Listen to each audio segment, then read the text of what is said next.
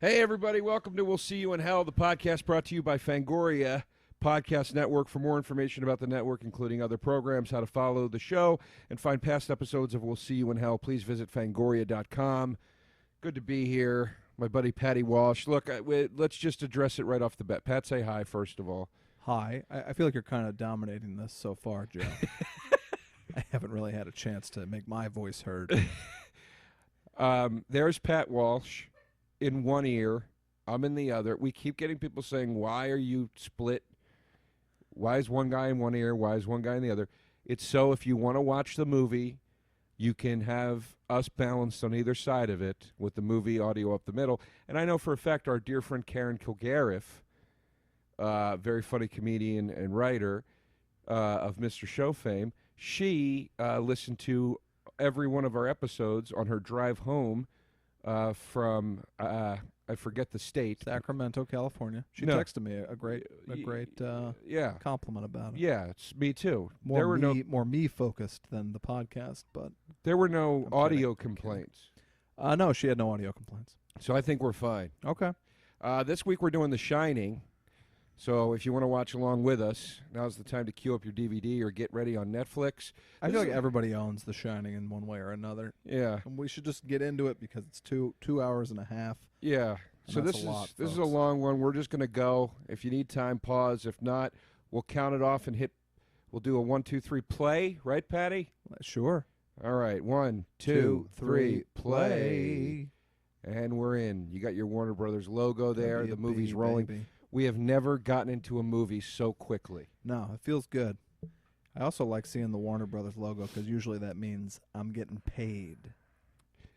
I usually associate it with I'm about to watch a Batman movie, Yeah, sure. and usually that's not good. I disagree. I like a lot of them. Well, I'm talking about the old ones. Okay. I like the first one, and the other three are, you know. Joe, it's good to see you. This is a fitting movie to watch because a lot of people are snowed in on the East Coast. Yeah, it's the big blizzard of 06. Snowpocalypse, they call it. Yeah. 06 sounds better than 15, doesn't it? It does. I had one blizzard one blizzard when I was in New York, and I loved it. You I might wish wanna- there was more of it. You might want to tighten your stand. I 'Cause tried. You're getting a little slide down. See that one in the middle there? Yeah. No. Down. That one. Oh. That's the one you tighten. What? Pat Walsh Oh, doesn't got know it. how to work a mic stand. This guy's been working in television All right. for 32 years I got my start on the Jerry Lewis telethon as I a was- boom mic operator. as a boom mic guy. You should know how to work that stand, boom man. The movie Here Comes the Boom is based on my exploits. I said, look, I put on a few pounds. Kevin James is playing me, fellas. I was very angry about that. I consider myself more of a Brad Pitt, John Hamm type, but that's fine. As far as sitcoms go, I always thought of you more of a sort of a Cynthia Nixon type Okay. than a Kevin James. I think out of the Sex and the City gals, I look the most like Cynthia Nixon. I'll take that. Yeah. Well, you're both tall, redheaded gals. Yeah, both love the ladies. Am I right? This is just an endless opening to a movie. I love it. It's disturbing. It is a little loud. I think it's going to be a little loud for us, Joe. I can turn it down a bit. Okay. Because, no one's even talking yet, and I'm having a little trouble. Well, its music is playing. Yeah. You can't hear me and you, though? I hear us fine. I can, but I'm going to have to struggle, I feel This like. kid is just... Have you read the book, The Shining? No, I was too busy adjusting the levels. Hold on. Good Talk while one. I do that. All right, I will. Stanley Kubrick and Diane Johnson. I wonder if she ever wrote anything else. I'm going to look that up. I love the movie, of course. I feel like everyone loves the movie. The book is phenomenal as well. And as I said, I have not seen the remake. We've talked about it before with Steven Weber, who is acting out my words this week on the show I write for. I wrote him. He's in prison on the show, and he's doing a musical in prison. I wrote all these songs for him to sing. And I want to ask him tomorrow, because I'm going to spend the whole day with him, about the remake of The Shining. Now, what and I'd how like he feels it was. What I'd like to see now is somebody come do a remake of that episode, but cast Jack Nicholson in the Steven Weber part. Sure. Sure. See how Weber likes it. That'd really blow people's minds, I feel like. Well, yeah. Can you do a Nicholson impression? Because I feel like now would be the perfect time to do it. Like, here's my take on Jack Nicholson in Two Broke Girls. I think everyone can do an okay. Wait, now we actually have subtitles. Yeah, I put them on, Pat. Oh, okay. Do you think this, when you walk in and all this equipment's set up, do you think it just pops up by itself? Well, anytime I've said you should put on subtitles, you act like I'm asking you to like. Because now we're going through the Apple or the Mac Mini, which is Okay. an actual computer, which means putting on the subtitles is as easy as getting the progress bar to appear and clicking the subtitle button. On the Apple TV, you got to fucking flip the thing up and then I found out scroll you it hold down. down and pause. It's a It's real not that pain in the ass. Just hold down pause. That's the old Apple TV. The new one is a whole nother thing. I have the new one. I haven't hooked it up. I've heard don't hook it up because it's more difficult than the other one. Is that true? It's a much better product. Okay. It just takes a little more. There's a learning curve because you've had that other one for 4 years, and now this is a different device. Don't love learning. But folks, I do love the curves. Okay. I still want to do Nicholson. My impression of Nicholson and Two Broke Girls. Do it. Girls, we gotta make some fucking money around here. What do you think of that? Yeah. This diner cash ain't cutting it, man. Go ask the gentleman that used to be on Saturday Night Live if he can give us a couple of bucks. I forget his name. I think I must have snorted it up my goddamn nose circa 1978. There you go. That's fun. It's not a bad show. That's still fun to do. We've added 2 impressions to the show. Yeah. We have Sam Elliott, which Sam Elliott ordering food. Karen said the Sam Elliott impressions were stellar. Okay, good. And now we have Jack Nicholson in Two Broke Girls. Yeah. We'll think of another one. Oh, and then I did that half-ass Sam Rockwell impression one time. Quarter ass, I would say at best. I put my all into it, so the effort was full ass, but Okay. the accuracy is not spot on. Fair enough. Yeah.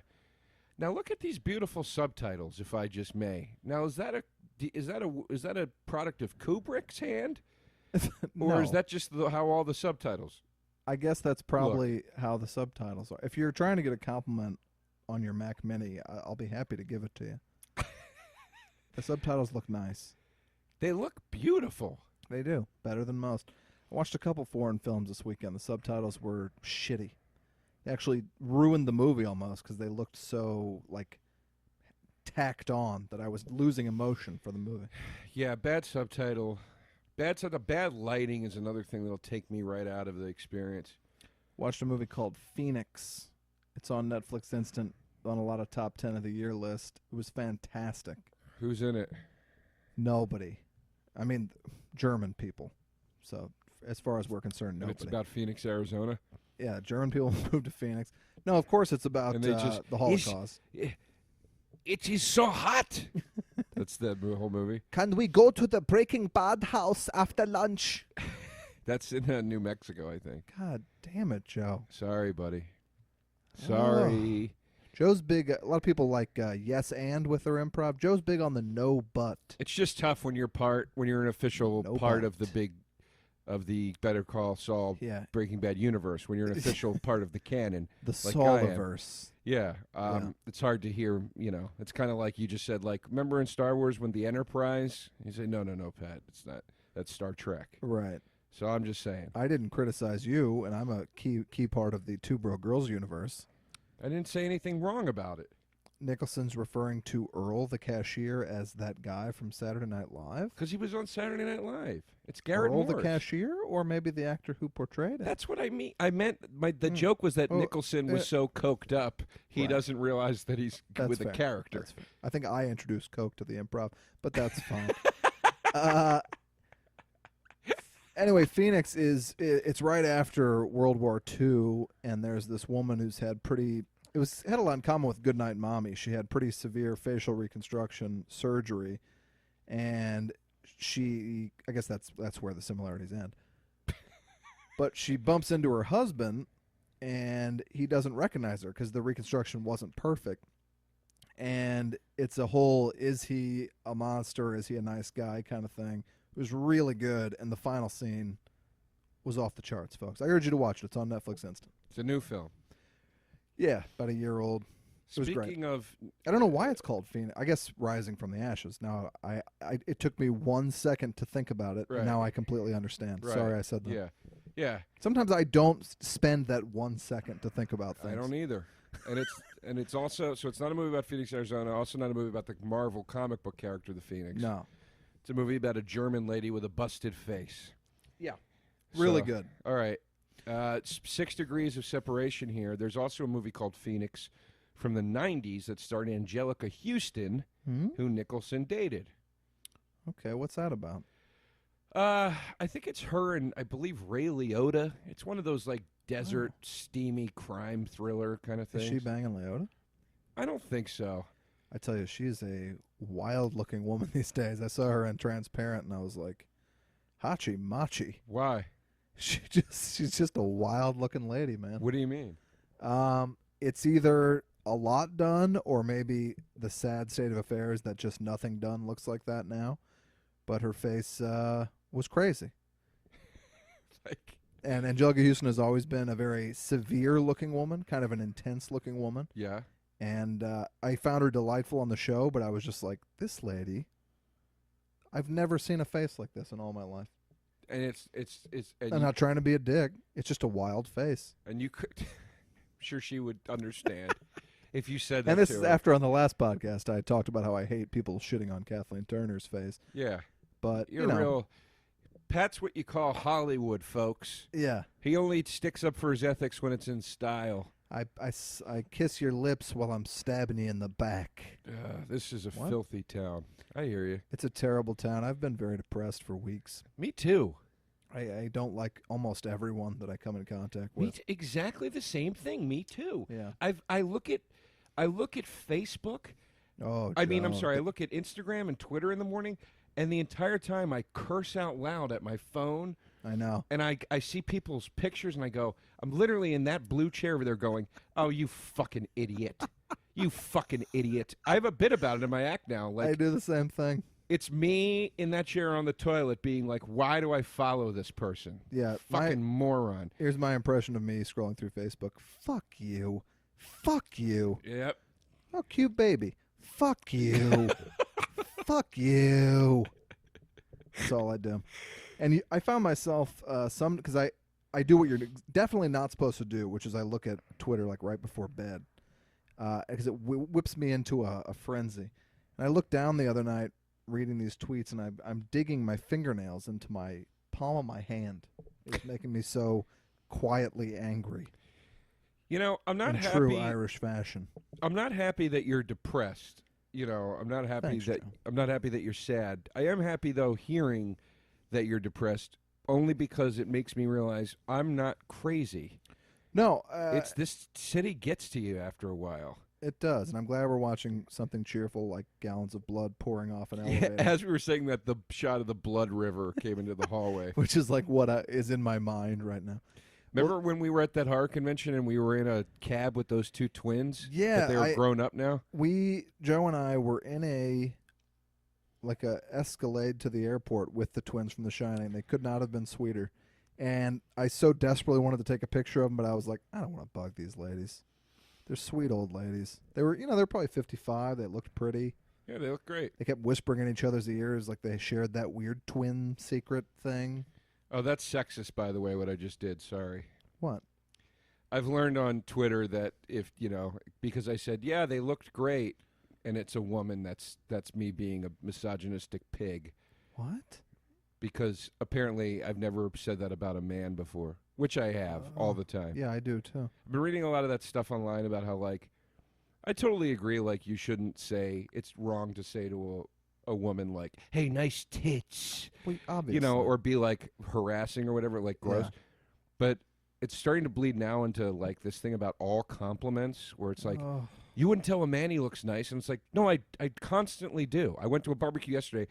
3 of my male friends told me I looked great. I told 3 of my male friends how good I thought they looked. I complimented their bodies. I wasn't trying to have sex with them. I was saying, you look really good. I noticed you didn't tell me I look great when I came in. Pat, I'm always happy to see you, and you're like the wife at this point. No, I get it. I don't got to do anything to bed you at this point. You know, when I saw on Twitter the other day and almost sent it to you because it infuriated me so, and I knew it would get your goat, so I didn't send, was someone being like, hey, don't, if a woman tells you her age and you think that she looks younger than her age, don't tell her she looks younger than her age, because that's not appropriate. Maybe she doesn't want to hear that. Now, folks, I don't know. This is what compliments are. This is what compliments someone are. tells you, I'm 50 years old, and you go, oh, my God, I wouldn't have thought you were older than 35. And also, why would you make that into a bad thing? And why are you also only saying that about women? If it's bad, then say it's bad for men and women. Yeah. People often tell me I look quite a bit older than I am. Doesn't make me feel great. But I would never think to take to the internet about this. I shouldn't go into it because people are going to figure out who this person is. But why, Ooh, why folks? Now I want to know. I'll tell you after. I was just kind of like, what? Well, then what do you want to hear? I guess you can't really say anything. It's not going to happen. So I'm not going to be the guy that's like, we're barreling towards a society where. But there are certain. It'll never happen. But there are certain people out there that really truly wish we lived in an environment where there was no real interaction. Yeah. Unless it was somehow 100% gainful for them as individuals. Like Yeah. it's insane. It's insane. You can't. It's crazy. I don't even understand that age one is blowing my mind. Like if someone tells you you look great, or any compliment of that nature that doesn't bleed into your ass is incredible or whatever, I get why that's weird. Of course, I guess. Of course, I've never said anything like that in my life. Hello, you look great. Like the guys in The Sopranos said that to each other every day. It's like it's just a nice little thing. But yeah, this was unless you know that somebody wants to be complimented on their age, don't ever offer that information. And I'm like, I'm not even going to take that and start using that in my life because How I think would you know that? That's a terrible thing. How would you know to that? say? How would you know that? I don't know. So we have to design a system where when I meet you, I go, "Hello, Pat. I like to be complimented on the following: my age, my looks, my rear end." Yeah, like so. Then here's things I find offensive: my breasts, my career. What? Here's the alternative. You meet a woman and she says, "You know, look, I'm 45 years old," and you nod your head. Isn't that like a little weird and kind of insulting? You go, yeah, that seems about right. You're 45. Yeah. I've been saying for years I've been having this debate with people. It's sexist. It's sexist towards women when women say, "You never ask a lady her age." That's sexist. That's that means I'm treating you different than I treat a man. That's true, but I do follow that rule. I never ask somebody how old they are. I ask away. I don't care. Okay. Because I'm a feminist. I'm for equality. Sure. It's equality. I'm exhausted. Cat Stevens said it best. It's a wild world, Joe. Did Cat Stevens sing "Cats in the Cradle"? That was Harry Chapin. Oh, okay. He sang it about his friend Cat Stevens, who was in a cradle at the time. They had a weird sort of baby fetish role play thing going on between them. A lot of people don't know about that backstory. Right. I have a good Shining story from that convention. Yeah, that we were at. You do, and you told it on the. I already told it on this. You did. You told it on the live one because we were there that morning at 8:00. Oh, that's right. But it was a nice little story. It was delirious. By 8:15, I think I had 3 screwdrivers on that podcast. Yeah, we kind of pounded that weekend into the ground. We drank all day that day. Yeah, all day. It was a strangely depressing festival. You know, we were very alone in the world.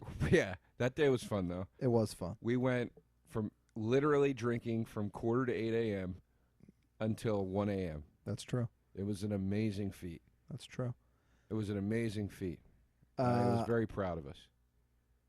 Folks, I should also mention, in case I die during this podcast, which is a stronger and stronger possibility, that last time we did this podcast, which was Nurse 3D, I'm walking back to my car and I was like, oh, I'm feeling extremely dizzy and lightheaded. And the next morning I woke up 5 a.m. mid-passing out. which I've never passed out in my life. I was like, I'm going to pass out. I'm like, oh no. Every time I would turn my head, I would almost black out and pass out. So finally I stand up to walk to the bathroom, splash some water on my face. I fall over. I wake my girlfriend up. I'm like, I need some help here. She sits with me. We're like, I don't know what's going on. Every time I move my head, I would almost pass out. Mm-hmm. I let it go. It kind of went away throughout the day. And it came back real hardcore the other night at dinner. I'm sitting at dinner, break out into a cold sweat. I'm like, oh, fuck, I'm going to pass out again. This is not good. I go running out of the restaurant. Where were you eating? It's called Birch. It's a nice restaurant here in Los Angeles. And you made a big scene in the middle of it. Not a scene. I kept it to myself. Okay. But it was concerning. I go to urgent care, and the doctor is like, asks a bunch of questions. He's like, you seem really, healthy. I'm going to do drunk history again. I just had a physical. All my blood work was perfect. He's like, I don't know what it is. I don't really have an idea. But usually in this case, it's an inner ear thing. You have an infection you're not aware of. I just lost the whole story because I'm furious that I've not been invited to do drunk history again. Well, I don't make the choices, Joe. Could you just be happy for someone else? I'm tired of being happy for everybody else. Well, could you do it once? I do it all the time. Why the hell? Is it cast already fully? I believe so. Do you tell your manager you're interested? They'll call and get you a meeting. Irritated. All right. All Calm right, down. go ahead. So I'm going to do it. Joe's making this about him, but it's really about me, folks. And the doctor's like, inner ear. He's like, I think it's just simple vertigo. I think you're fine. I'm like, boy, that's a relief to hear, Doc. This has been a really stressful week or two. He goes, take this medicine, which is just Dramamine, which makes me extremely drowsy, but it does help the offness because I was feeling pretty dizzy. And then as I'm walking out the door, he goes, yeah, if it's not gone by Monday, you go get an MRI. The only other thing I could think of is it could be like a brain mass as I'm walking out the door. Right. So, of course, that's kind of nagging at me. But taking the Dramamine did make it go away. I'm not going to get the MRI. I'm thinking it's not a brain mass. But I could be dead at any point, and then you guys will all treat this podcast like it's a legendary thing because I'll be dead. Well, I'm glad you're getting one more drunk history appearance in before your demise. And it's nice to know you'll be sitting at home going, son of a bitch, that should have been me. I just want to be part of certain things. Joe, you have representation. You say, you know what I'd like to do? I'd like to be on Drunk History. I'll make a call. You didn't have to do that. Did you? No, I didn't. Did you? I didn't. Don't you dare. Don't you dare. I'm sorry. I'm kidding. Well, good luck with that, and I really hope it doesn't cause a brain hemorrhage. It's definitely nothing alcohol related. I do know that much. Sounds like denial to me, folks. Well, no, I'm sure it's not the booze. No. Yeah, I'm kidding. I'm joking. Why are you getting... It isn't. I haven't seen you in a little while. I'm breaking your balls a little bit, right while you're getting fucking fresh. Oh, boy. What movie? It feels like a Scorsese, yeah. Goodfellas. Come on, Pat. I haven't seen you in a while. I'm breaking your balls. You're getting fresh. Yeah, it's from Goodfellas. I haven't seen you in a little while. Billy Bat says it to Pesci before Pesci kills him. Fresh. Yeah, I remember. Shine box. Now, after we did Nurse 3D, coincidentally, I believe out of all the podcasts we've done, we've had a handful where it's been movies that we didn't really respect or thought weren't that great or whatever. Nurse 3D was one of those few, and out of those few, Nurse 3D was the worst, I would say. We were in agreement that it was a terrible, terrible movie. The girl that starred in it, 2 days after we did the podcast, a news thing came out that the girl that starred in it is trying to now sue the makers of the film. That was an old news story, but yeah, that was fascinating. Blaming him for ruining her career. Yeah, she thought it ruined her career, and they dubbed in like a bad, expressionless voice. She's expressionless through the whole movie. Right, exactly.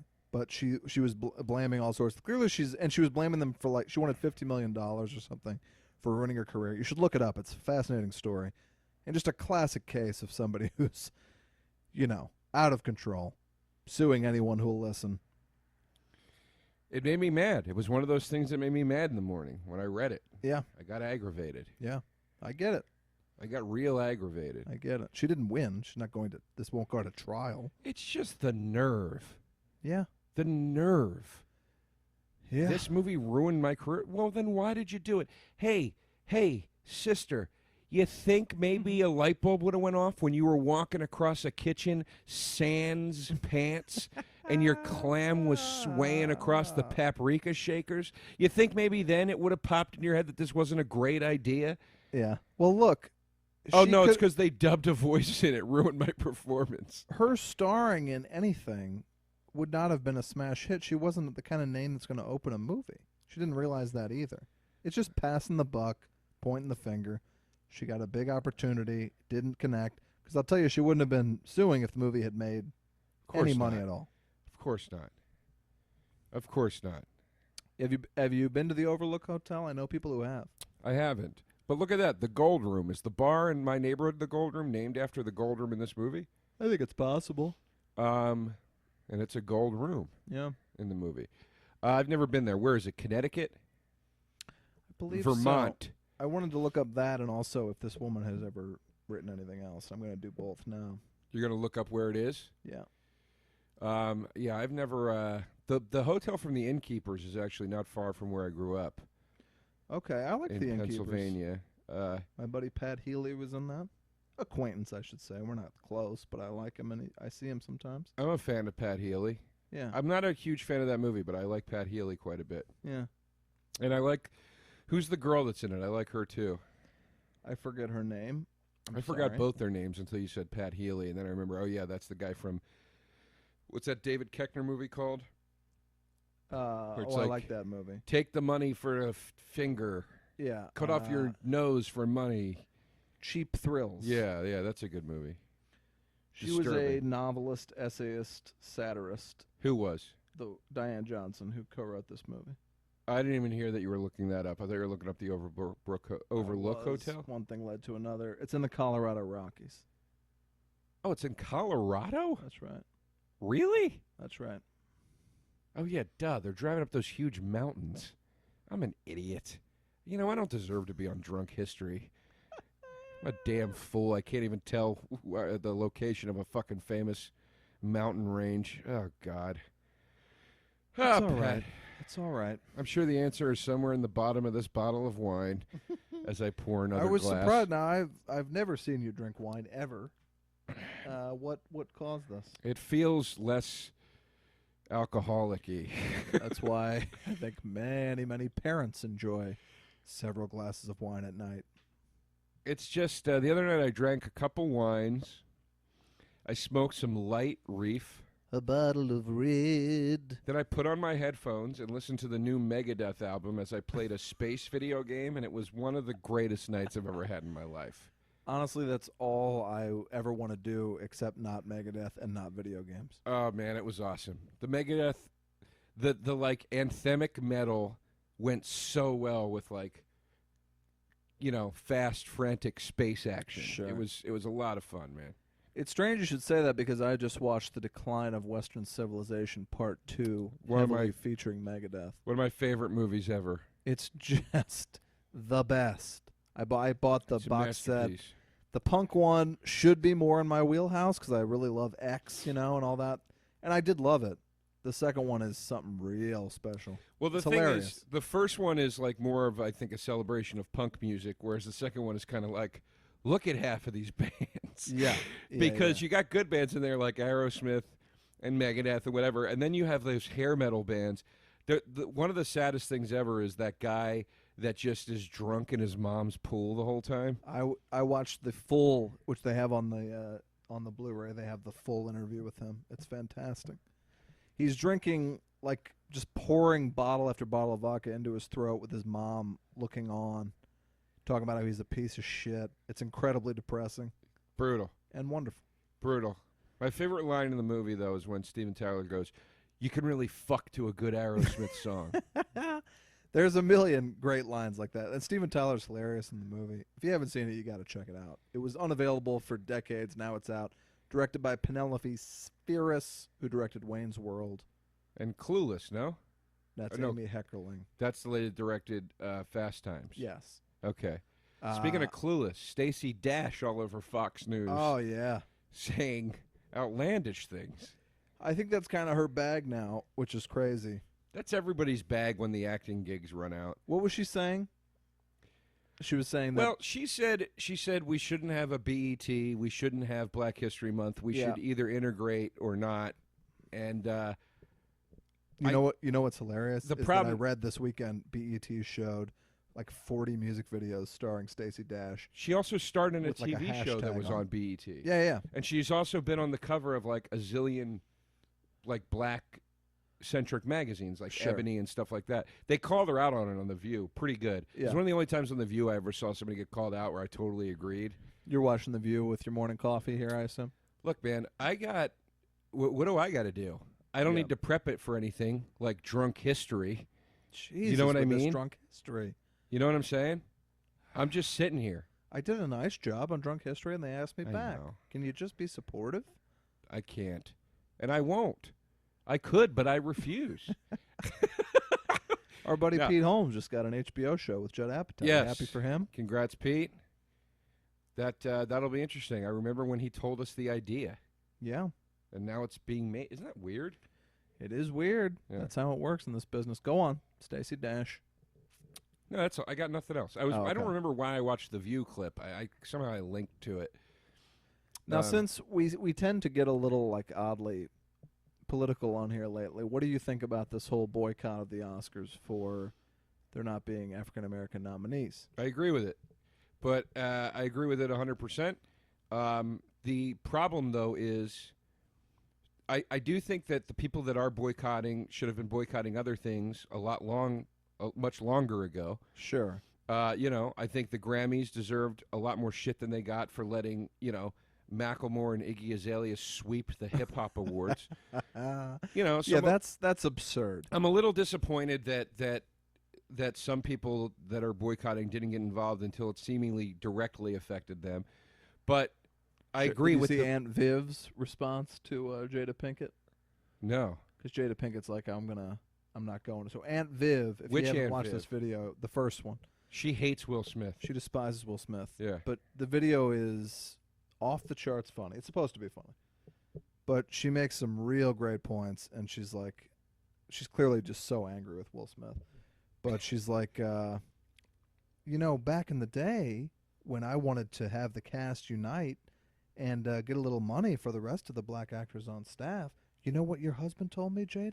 He said, your deal's your deal, and my deal's my deal, so fuck off. Wow. And then I got fired. So now maybe you could do a little work helping other people get jobs than your billionaire husband and your Wow. billionaire children. It's incredible. Wow. All right. Hey, look, that's those are fair points, man. Those Sure. are And fair then points. she's like, Will Smith didn't deserve to be. She's like, that accent. What accent is he doing in that movie? Because it was different in every scene. So now I didn't see Concussion. I may have a concussion. I may be dead by the end of this podcast. So I will check it out if I live to see it. But I don't know that Will Smith deserved to be nominated. I don't think I'm not saying he doesn't necessarily deserve to be nominated. I'm saying this is what I was going to say before you cut me off with your own agenda. I learned it by watching you. What I was going to say was the problem doesn't lie with. Well, the problem does lie with the award shows, whatever. The real problem that needs to be fixed is enough projects aren't being greenlit Yes. that allow any diversity of actors to be acting. True. So that's the real problem.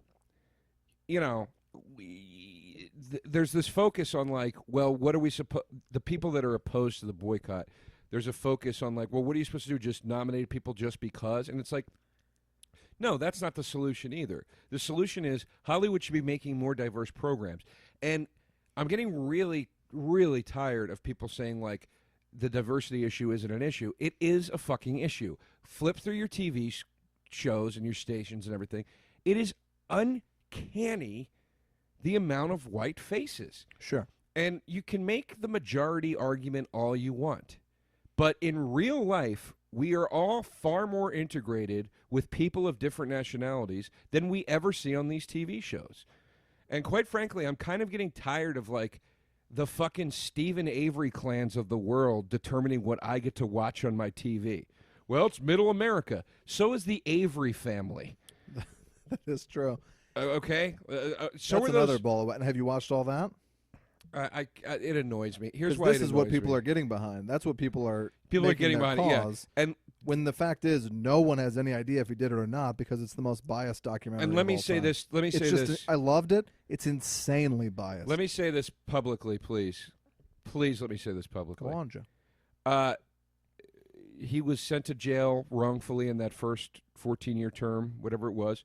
That seemed to be the truth. It seemed to be that he was sent to jail incorrectly. Absolutely. It does seem that things were conducted during the trial, in the second trial, that were possibly designated that it was a mistrial. Possibly he was framed. I'm not disagreeing with any of that. My only problem with this whole thing is every single person that is the loudest mouthpiece for this guy to be freed is the exact same person who, had they known Stephen Avery before this big mishap happened, they would have tried to run him out of town with fucking torches. Yeah. Like, the guy did so much creepy shit before any of this, and for some reason now that's just like ignored now. It's like it's like all the sexual assault behaviors and everything. It's just ignored. I'm not saying so he should be in prison for life because of that, or he deserves a mistrial because of that. I'm just saying everybody I know that supports this guy is like, it's like you're the exact person that would like be tweeting against this person. Yeah. Like I mean, people take to Facebook about this shit, and it has like overtaken their life, and it's just like, you know how many millions of times this has happened, and the fact that he is white is sort of more irksome because this happens to black people, I think, infinitely more than it happens to white people. I love it's one of my favorite Eminem lyrics when he talks about Columbine, and he goes, "Well, now it's a tragedy." Yeah, that's the only part I remember. Yeah, it's like that kind of shit has been happening in other communities for so long, and they just don't deem it as a mass killing. They deem it as like an unfortunate economic problem in that neighborhood or whatever. Yeah, and it's like it's so fucking ridiculous, man. I'm really, really, really getting tired of one of the greatest things I ever heard somebody say in regards to this sort of thing. I saw Mark Maron at Comics once in New York, and some like sort of right-wing guy said something, like heckled him or criticized him about something he was saying, and like the heckle was something along the lines of like, "Well, I don't hear those people complaining," you know, speaking about like people in economic straits and stuff. And Mark Maron goes, "You know why? Because anybody that really should be complaining is too busy working 3 jobs to feed themselves." That's true. It's like, I'm really kind of getting tired. Nor do they have a mouthpiece to go complain about it on the... Every person I hear tree stumping about any sort of real issue, it always seems to be a very privileged white person. Yeah. That's always who gives the most of a shit. I'm just getting tired of it, man. They also do nothing about it. So, like, yeah, exactly. Hey, I've posted 800 Facebook things about it. Have you done anything? This isn't doing anything. Yeah. Have you talked to any of your city councilmen? Right. Have you gone to any town hall meetings? Right. Have you tried to get behind certain legislation? Of course not. And that probably wouldn't do shit either. But, like, it certainly does nothing. You posting on Facebook about it. It just, the whole thing makes me sick. I hate everybody. On the right and the left. Yeah. You all make me sick. Yeah. You're pieces of shit.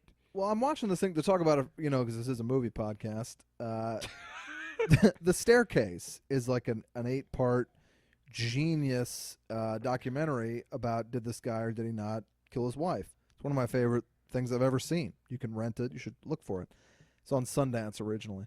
But at the end of every episode, you're 100% convinced. Like at the end of episode 1, you're like, oh, fuck, this guy definitely killed his wife. At the end of episode 2, you're like, the system is fucked. Clearly this man didn't kill his wife. Right.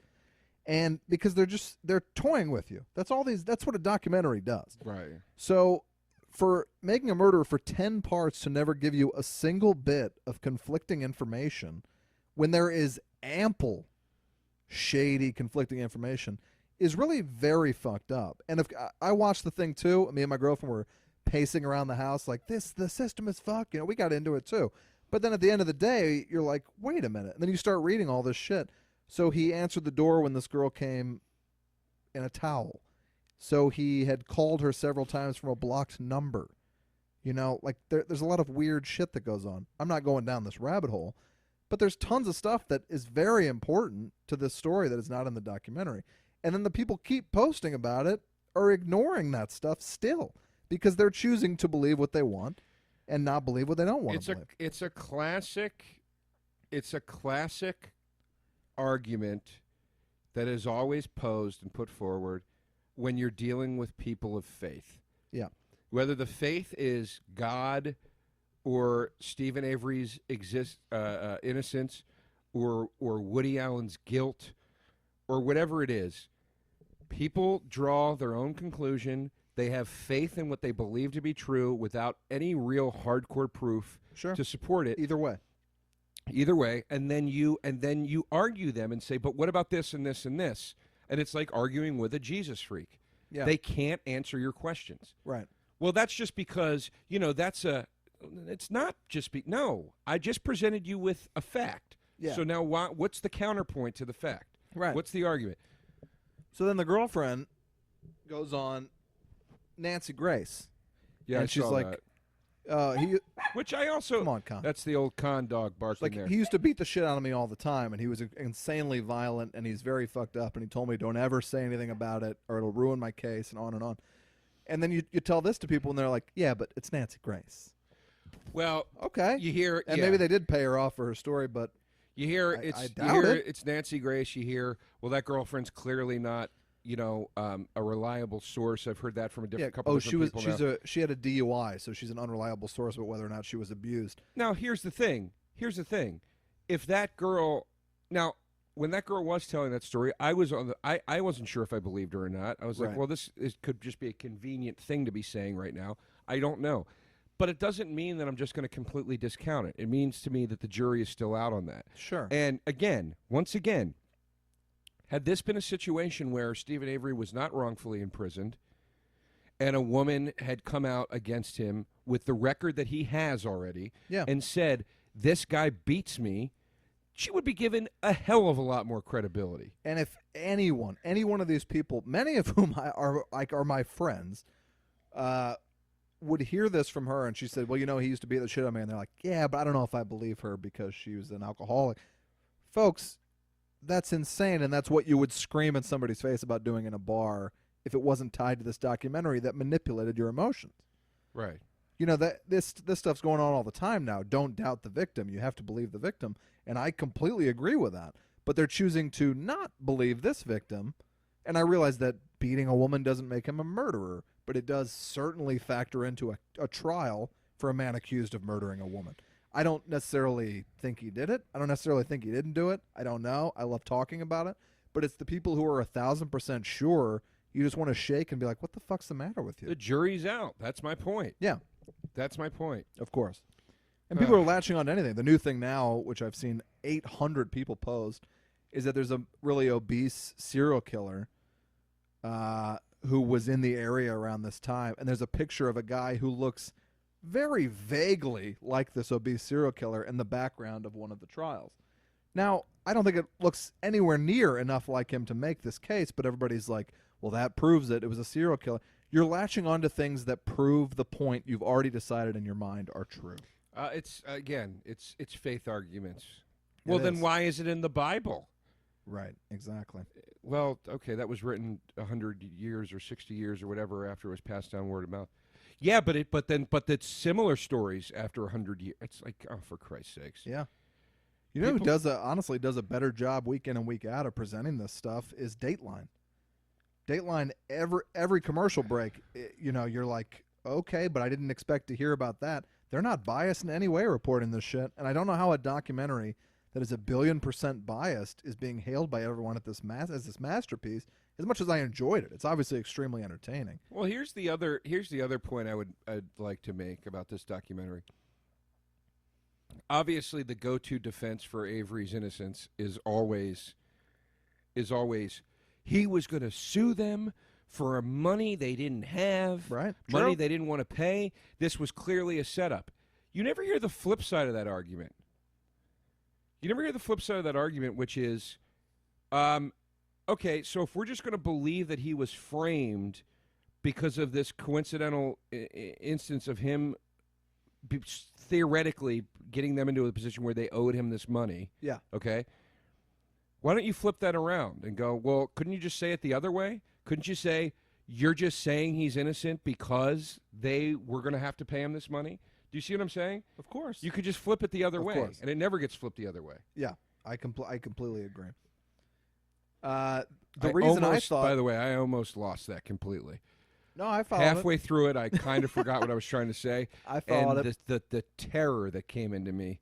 When I finished episode 10 of Making a Murderer, my whole reason, which I have not heard anybody really discuss, we talked about it a lot at work, is my whole reason for thinking he couldn't have done this is because I'm like, it takes a sociopath to be this convincing, and this man is very close to mentally handicapped.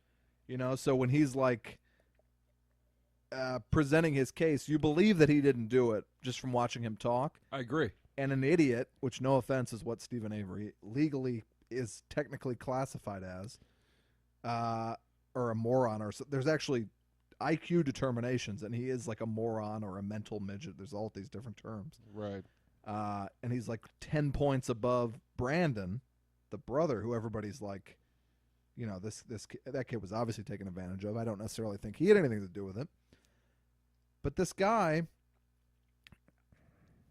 to put a pro in his column, I don't think he's smart or savvy enough to be sticking to the story for this long and not have some I think the things most, fall out. if he's not guilty, I think the most likely, in my opinion, the most likely explanation of, or the most likely of turn of events was probably the nephew. All the stuff the nephew said was true, but it was at the hands of the neighbor. Yeah. And the neighbor said, we're putting this on your uncle, and if you say any different, we'll fucking kill you. Sure. That's, you know, and I know that I'm not the first person to say that, but Right. that to me, all right, I could buy that, but I've heard a bunch of theories. I think they're all pretty plausible. It's very fun to talk about. I just, people really scare me. People don't realize that they are exactly the same as Fox News, but for the other side. That's what bothers me. Bill Maher is Bill O'Reilly, but for the other side. yeah, it's of course. But nobody on the other side of anything, And neither are right. anybody on Team Bill Maher and anybody on Team Bill O'Reilly will never understand they're just as bad as the other person. No, they won't ever see that.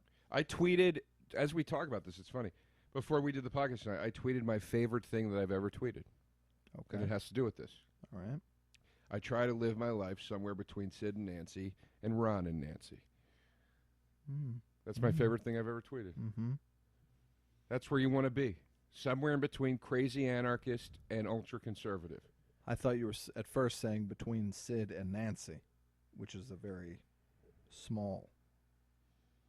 No, I try to live somewhere between Sid and Nancy and Ron and Nancy. Okay. All right. I think that's a good philosophy. Yeah, I agree, Joe. You know, potentially murderous, heroin-addicted couple. Yeah. And two of the most elitist pricks that ever lived. Yeah. Somewhere in between there. Right? Yeah, I would agree. All right. I wanted a little This more. is my favorite shot of The Shining, and I believe completely ripped off by my favorite shot of Boogie Nights when Marky Mark is sitting on the couch, Yes. staring vacantly into space because he's like, "That's enough of this for me." They're both thinking different things in these moments, but two of my favorite shots. I don't think it's all coincidental either that as we talked about Stephen Avery and we spiraled down into that whole thing, Yeah, it was parallel to Jack Nicholson losing his mind in this movie. yeah. I love that Stephen King wrote this as he was like a coked up alcoholic who like presumably was kind of hating his family for keeping him from getting work done. Like, there's a lot of layers to this movie. Have you seen Room 237? Yeah, I can't stand it. I hated it too. Just a bunch of fucking idiots. Yeah. I hated it too. The can of tomatoes represented the American Indian. And then Yeah. I loved when the people that worked on The Shining came out. They were like, no, Yeah, it was just what we had to put there yeah. because we worked in a kitchen. Well, they're like, but Kubrick was such a perfectionist that he obviously chose each thing to represent something. Or he chose it because visually he liked it. Right. You idiot. I liked it as a everyone can take different things from a movie exercise. Yes. But I found it boring, and I found everyone in it to be criminally insane. This movie, I will say, is the most perfectly framed film Unbelievably shot movie for sure. I've ever seen. Every shot is perfectly framed. Yeah. It's like a comic book panel. Yeah. It's really, really beautifully shot. I think you could watch this soundless for sure. Oh, yeah, this is a good background at the party movie. I know true Kubrick heads find this to be lesser Kubrick. It's far and away my favorite of Kubrick's movies. Who finds it to be lesser Kubrick? I think your real Kubrick heads, your real film heads do for sure. Because it's a horror movie and it's not trying to say something, but it is actually saying a lot of things. I mean, to me, it's just as valid as Clockwork Orange, and I would almost consider Clockwork Orange a horror movie. Yeah, I agree. Almost. The first half of Full Metal Jacket is a horror movie. The second half is not great, in my opinion. I hate the second half. Yeah. But that first half is... I mean, every second up until Vincent D'Onofrio blows his brains out on that toilet is... I mean, it's masterful. Yeah, for sure. I think I was 10 years old when I saw Full Metal Jacket. My dad rented it with me. Mm-hmm. And that's that opening scene with R. Leigh Ermery, whatever his name is. Yeah. Like, you're 10 or 11 years old. It blew me. It was like when I saw Dice Clay for the first time. Right. I just was like, this is the greatest thing I've ever seen. Or like when I saw Alf for the first time. Well, not really, but... When I saw my first episode of Alf, which kind of changed my life. Did you think R. Lee Ermey was more effective in Full Metal Jacket or Saving Silverman? I got to tell you, I love him in Saving Silverman. I love that he makes out with the guy at the end of it. Saving Silverman, folks, no one would call it a good movie. But laugh for laugh, it is fucking hilarious. Who's in that again? Steve Zahn? Steve Zahn and Jack Black, like at their funniest before they cared about anything. They both seem like they're high in every scene. And Silverman. And, no, not Silverman. Jason Biggs, who is adequate Jason, that's what I meant. Jason Biggs. And Amanda Peet, who played the girlfriend in every one of those movies back in those days. There was nobody better to me than Amanda Peet. It is such a funny movie, and I watched it very recently and was howling laughing. There's so much funny shit in it. A lot of it seems improvised by Steve Zahn and Jack Black, who are gods at that time, for me. I just watched that guy Dick Miller documentary. Yep. About Dick Miller, the character actor. Yeah. And when they got to The Burbs, which is one of my favorite films of all time, they interviewed Corey Feldman, and Corey Feldman goes, I was pretty wild back then. I remember I was smoking weed on the set a lot in my trailer with Sam Kinison. Sam Kinison's on the set of The Burbs with a child. Smoking weed with a 17-year-old kid or whatever. That's really bizarre. And then it cuts to Dick Miller now, and he goes, Corey was a bit of a smart ass, and he starts laughing. And then it cuts to pre-scene footage before the director yells action. And Corey Feldman is dancing around in the scene. Uh-huh. And Dick Miller goes, shut the fuck up, kid. We're trying to get some acting done. And then you hear action. Is I'm Dick Miller on Netflix, or where'd you see it? I want to watch that. I watched it on Hulu. Okay. I don't get Hulu. It was great. He was in Gremlins, which we reviewed on this show. He's in Gremlins. He's in all the Roger Corman movies. He's in every Joe Dante movie. Now, I worked with a comedy writer whose name is Mark Torgrove. He's half of a writing partnership. And me and Pete work with them on Outsourced. Tremendous show. Better than The Rapid God. Honestly, you ever see it? No, I never saw it. It was better than The Rapid God. Put the mic in front of your face. Maybe this is why nobody can hear you on the podcast. I am tasting it. It's not directly in front of your face. I can tell from here. But I feel it on my mouth. What do you say after we do the podcast tonight? We go up to a bar and have a few. We talk about this every time. I'm fine to do that. You'll do that definitely tonight? Yeah, I think that's a good idea since I'm on Dramamine and might be dying. But yeah, I'll do it for sure. All right. Because, Pat, I got to tell you, there's a void here that can't be filled. That surely alcohol will fill, and you'll wake up feeling even better tomorrow. I keep thinking tomorrow will be the day I wake up and I go, now's the day. It doesn't. It's not coming. You got to have a kid, not. I think. That's what I'm realizing more and more. I think I got to have a kid. No, that would be the most depressing thing. So I'm trying to think of ways to extradite this dog out of my life.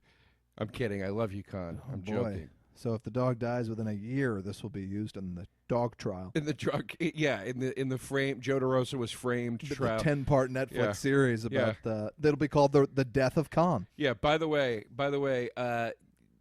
if I was the center of a docuseries that wasn't impeccably shot, Yeah. let's see how many people rally behind it. I can tell you right now, people are going to come out of the woodwork against Joe DeRosa, and I'm leading the pack, folks. Mark Torgrove was auditioned and was cast, I believe. He'd have to clarify, but I think he was cast as Danny, the kid in The Shining. And Kubrick saw this other kid, liked him more, gave him the part. But he basically had the part. And to tell you how much Kubrick must have a vision in his mind is that this guy I worked with looks identical to this kid. Really? And Kubrick must have just like envisioned a kid. Like, forget talent. Not that neither of them are talented. They're fine. But like, he wanted a kid who looked exactly like this, apparently, because they How were old are they? identical. How old are who? They are talented. You mean? You said that wrong. I'm sure this guy was a talented child actor. I don't know. I worked with him as a 50-year-old comedy writer, 40-year-old comedy writer. Whatever happened to Danny? I think he's fine. I think he didn't succumb to drugs or anything. But you know what I love about This this? is always odd to me in a movie, by the way, if I may. Go on. They're doing this father-son scene. Jack Nicholson is in his like underwear and a bathrobe, and he's holding his son on his lap. Yeah. Now, in a true father-son relationship, this is fine. But this isn't. This is a set where an actor Sure. has to take this child onto his lap. I'm sure he's in his it's underwear. a little awkward. It's but kind of a little awkward, right? Yeah. I would think. You gotta I was make wondering if sure people- you know who you're dealing with. If when you do a sex scene in a movie, do you get a boner? I did do a sex scene once in a movie. Everything I've heard is that you do not, because there's so much. I did lights and not. It was cameras the and everything most. else. It Yeah. was the most awkward thing I've ever had to do in my life. Right. What movie was this? So I cannot watch it. It was a comedy that I directed and wrote with Bill Burr and Robert Kelly called Cheat. Oh, you wrote yourself a little sex scene, did you? Well, my character had a sex scene, and I played my character, so I had to do the okay. sex scene. But it was a almost fully nude sex scene. Yeah. It was comedic, but it was awkward. And I took the film went to the Tribeca Film Festival, Pat. Oh. I don't want to brag, but first ever directorial effort goes to the Tribeca Film Festival. The Tribeca Film Festival, which is spearheaded, I believe, by Dirty Grandpa. Bobby De Niro. Oh, I only know him as Dirty Grandpa. Okay, fair enough. I only call him Ronin. Anyway, I took my parents to see it, Right. and it was kind of weird watching the sex scene with my mom next to me. What I want to say here is look at Nicholson's head, folks. There is not one star above like fifth down on the call sheet working today who's rocking that level of balding. They don't allow it unless you go bald like Bruce Willis or whatever else. And I Right. respect it so much that he was headlining these movies back in the day. And we just He's also not an impeccably good-looking man. No. He looks like every one of your buddies' dads from the suburbs. And that is what, plain and simple, makes people, like when people talk about this heyday of 70s movies, that it was a better time of movies. There's no other way to look at it. Your biggest actors at that time were Dustin Hoffman, Al Pacino, Robert De Niro, Jack Nicholson, Gene Hackman. These aren't good-looking men. They're 5 feet tall, most of them. And the women of that period, too, were not to me like these bony-assed, Yeah. fake-titted. Angelica Houston was uniquely beautiful. Sure. Meryl Streep was uniquely beautiful. Sure. Glenn Close was uniquely beautiful. Sure. It wasn't this like. And you bought them. Like there really aren't any of those people working today who don't fit into that exact mold. And those people are never great actors.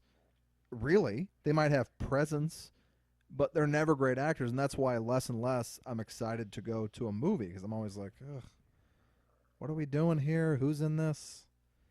They're all kind of the same. Yeah, And it's a bummer. It's a shame. This kid's got great sweaters through the whole movie, by the way. Well, this was one of the theories because he had an Apollo sweatshirt that they thought it was some sort of thing about the faking of the moon launch. Oh, for Christ's sakes. What was the theory about his Mickey Mouse sweatshirt earlier? There was one, I think. It was about the Disneyfication of America or some stupid garbage. Sakes.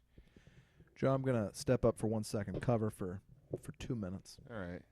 Pat's about to Talk spill a about the beer film. on himself. It's empty, and I am not. So it's a first beer. We're watching a movie. When you say something like that, it paints a picture of me pantsless. You're not talking into the mic, dumping a which beer doesn't on help the myself. picture.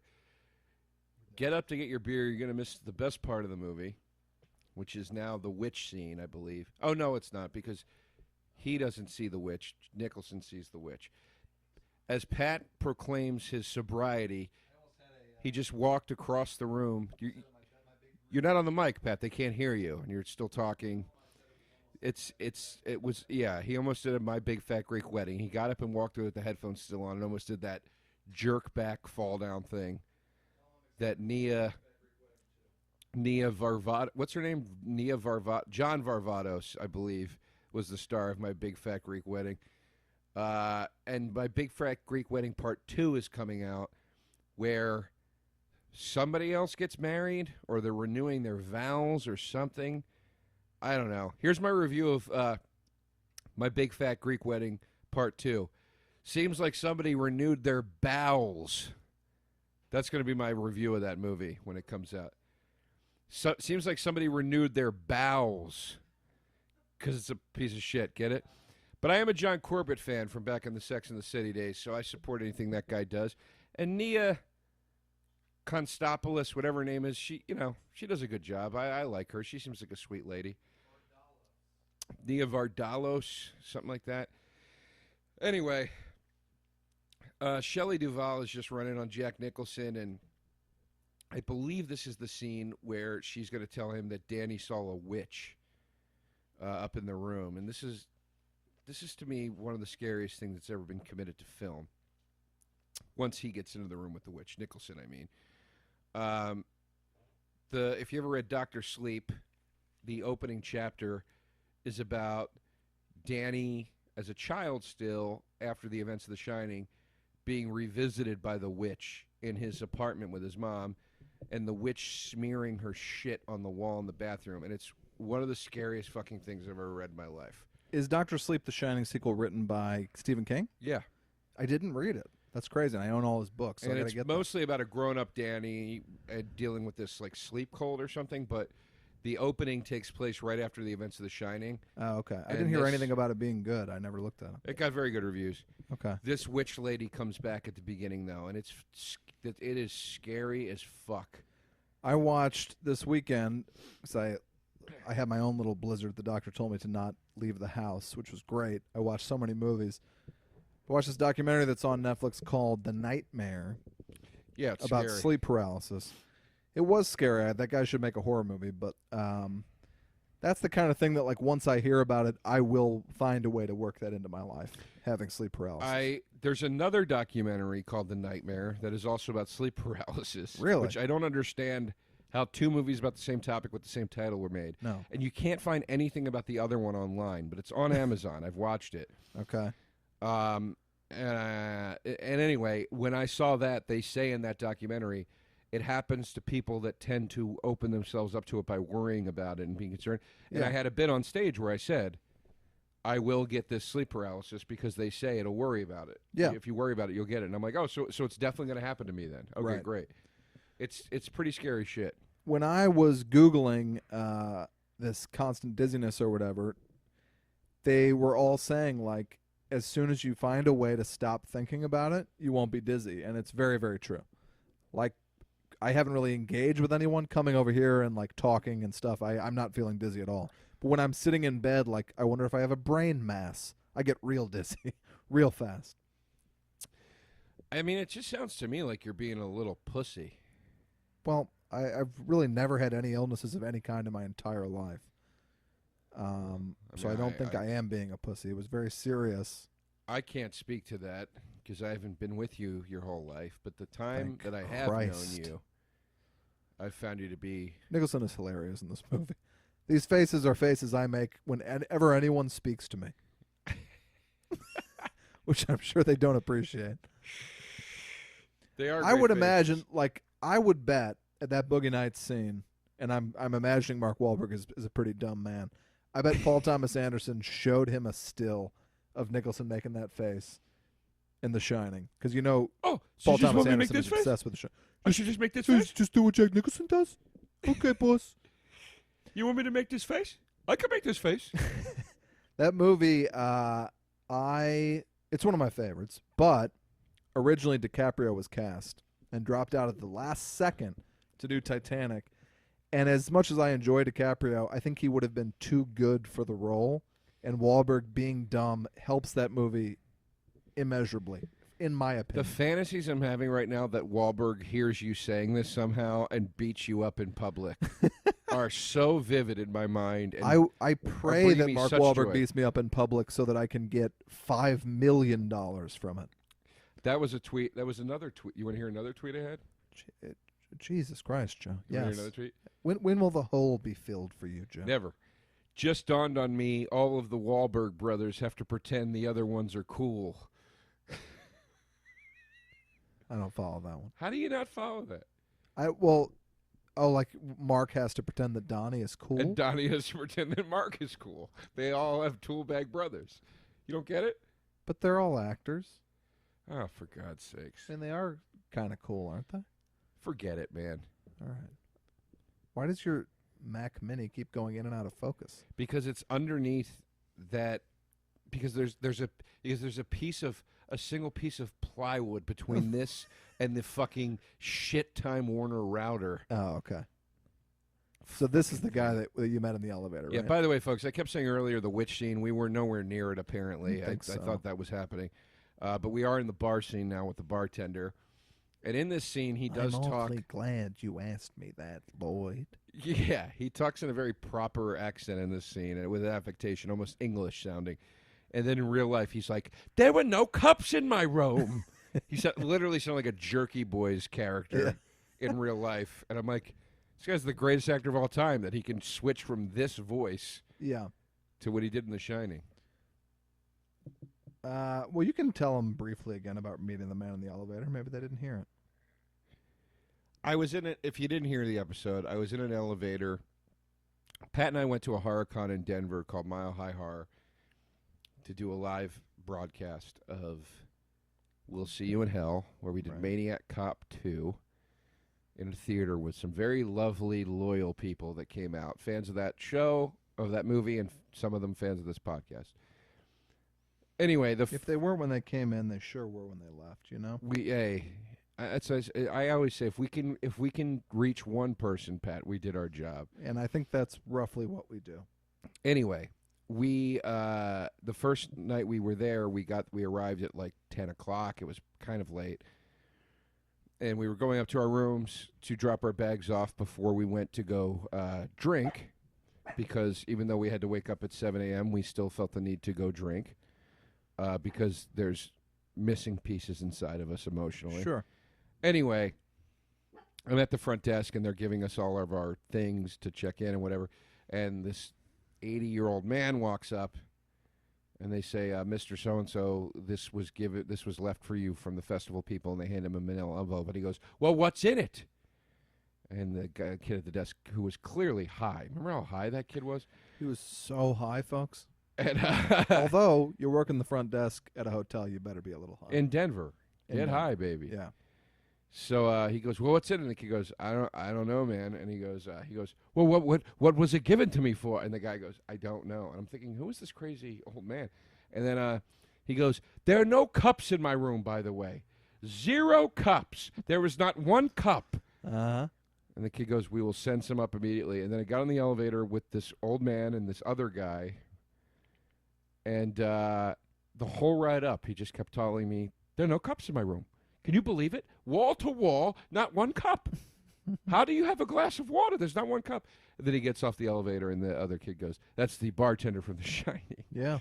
I was like, I don't understand that. How does a guy like that never win an award? He is clearly so far out of his own personality in this film. Sure. But, like, is that a guy who ever acted again, you know? It doesn't matter. Look at him in this movie. He's great, but you're not going to nominate this man for an Academy He Award. was in real life. He's Tyne Daly, and in this movie, he's like Tyne Daly, star of Cagney and Lacey. yeah. Who was the star of Kate and Alley? Remember Kate and Alley? Well, it was Jane Curtin. Jane Curtin Right. from SNL, and the A other friend of mine made love to her daughter once. I bet she's beautiful. I yeah, found she was very Jane cute. Curtin to be striking. I agree, completely agree. She reminded me of my Aunt Sammy, who has passed. Not that I had a crush on my aunt, but they were pretty women. Aunt Sammy. Yeah. That sounds like a Kristen Wiig character or something. She was a lot of fun. She was a lot of fun. All right. Used to drink amaretto straight up. Never saw anything like it in my life. What is amaretto? A liqueur? It's an almond liqueur that most people mix with milk vodka. Yeah. or Coke or something. and Right. She would just take it straight. Loved amaretto. All right. Down it by the bottle. I admired that about her. It does sound more and more like a Kristen Wiig character as I continue to describe her. Yeah. Oh, Aunt Sammy loves her amaretto. Yeah. Anyway, Jane Curtin. Who was the other lady in Kate and Alley? Kristen Wiig lives in my neighborhood. I just saw her the other day. Oh, I also look who lives in the rich neighborhood, All everybody. right. Can you have a little tact? I also have now seen, and my girlfriend sees her all the time, Andie MacDowell, who walks like apparently 20 hours a day around my neighborhood. I love Andie MacDowell. She's great. My father once told my mother he would leave her if Andie MacDowell expressed the slightest interest in her, which might have contributed to their divorce. I don't really know. The two women of that generation that I would pay lots of money to sleep with Yeah. are Andie MacDowell and Mary Steenburgen is my number one.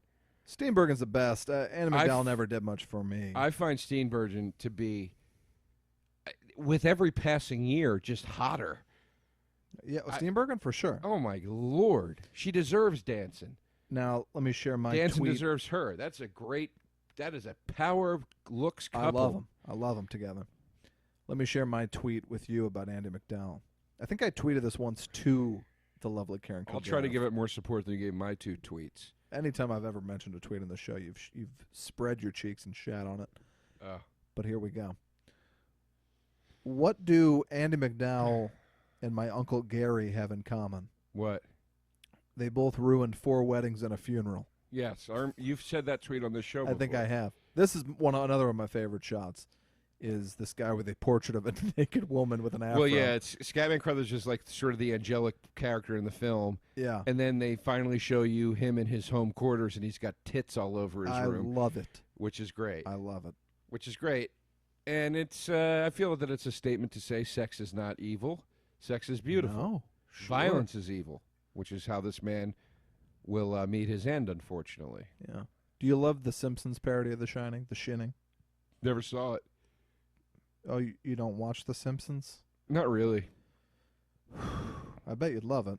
I've seen many episodes. I like it. I just The don't Simpsons watch it. parody of The Shining is perfect, really, to the point where you almost mix up the Who two. plays Scatman Crothers? Well, it's actually the Scottish janitor. Is this Yeah, character? He's filling that role, yeah. And who's Danny? Bart? Yeah, and Homer is, Nicholson? yeah. You should just watch it. It's 10 minutes. It's going to be well and worth Marge your time. is Shelley Duvall. Right. Do you find Shelley Duvall attractive? There's somebody who also could not exist in today's climate. I sometimes. You know who I found quite attractive in her formative years was Lily Tomlin. Never my thing at all. Have you ever a young Lily Tomlin No, has got Williamsburg, Brooklyn written all over her. She was a doll. Maybe that's not my thing either. She was never my cup of mustard, nor was Shelley Duvall. I like a young Lily Tomlin. Shelley Long. Shelley Long is kind of boringly hot, though. I like Shelley Long. I mean, I was a Kirstie Alley guy. Oh yeah, over Shelley Long. yeah. I always liked Rebecca. Look at this. Now, is this the bathroom. witch you're referring to? Yeah, this is the witch. Okay. Now we're in the scene. That bathroom is amazing. Could you imagine having that bathroom in your house? Just all I would love green, linoleum and ceramic. Now, they made that for the movie, right? Yeah, of course. That's just not the way this bathroom looks, right? Now, this is kind of the way that the inn in upstate California looks, which is where a couple of friends of ours are having their wedding. Don't mention their names.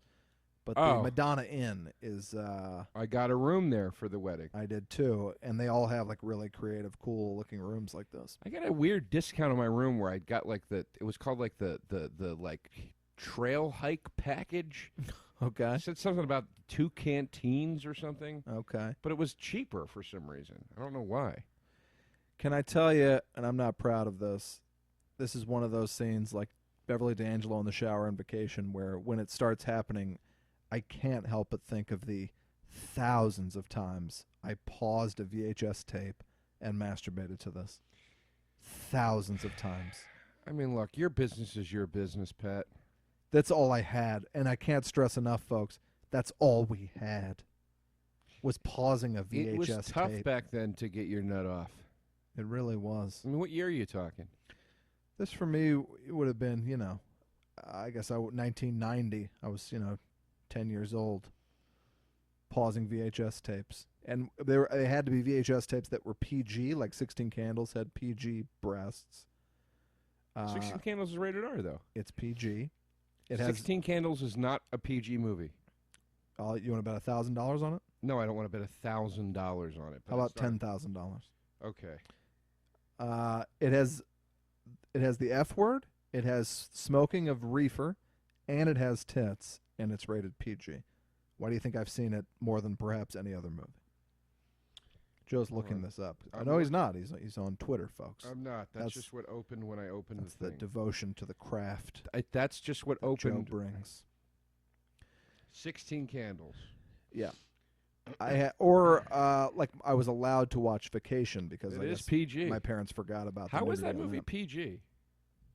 It was because it was just prior to the PG-13 rating, but nowadays it would have been an R. You can't show tits, F word, and joint and not have it not be rated R. Yeah, they say F in it, don't they? They do. They fucking forgot my birthday. Go. Yeah, this part's pretty. That's so gross.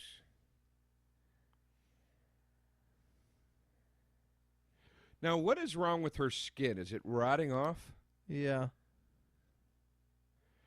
God bless this old lady. She's like, yeah, I'll do a full frontal. I wouldn't have pegged her as a witch. Well, that's how he describes her in the sequel book. Right. That's why I say that. That is really rough stuff, man. Yeah. Yeah, and in the Doctor Sleep, he talks about how her flesh like sticks to the wall because it's like rotting off. It's pretty gross. Now, Stephen King's famous quote about this movie is that he hated it, of course, and he said Stanley Kubrick apparently wants to make a movie that will hurt people. The hell does that mean? I don't know. It's his notorious quote about the movie, where it's like, but shouldn't horror kind of want to hurt people but or I don't think unsettle Stanley them? Kubrick wanted to hurt people. I think he was just...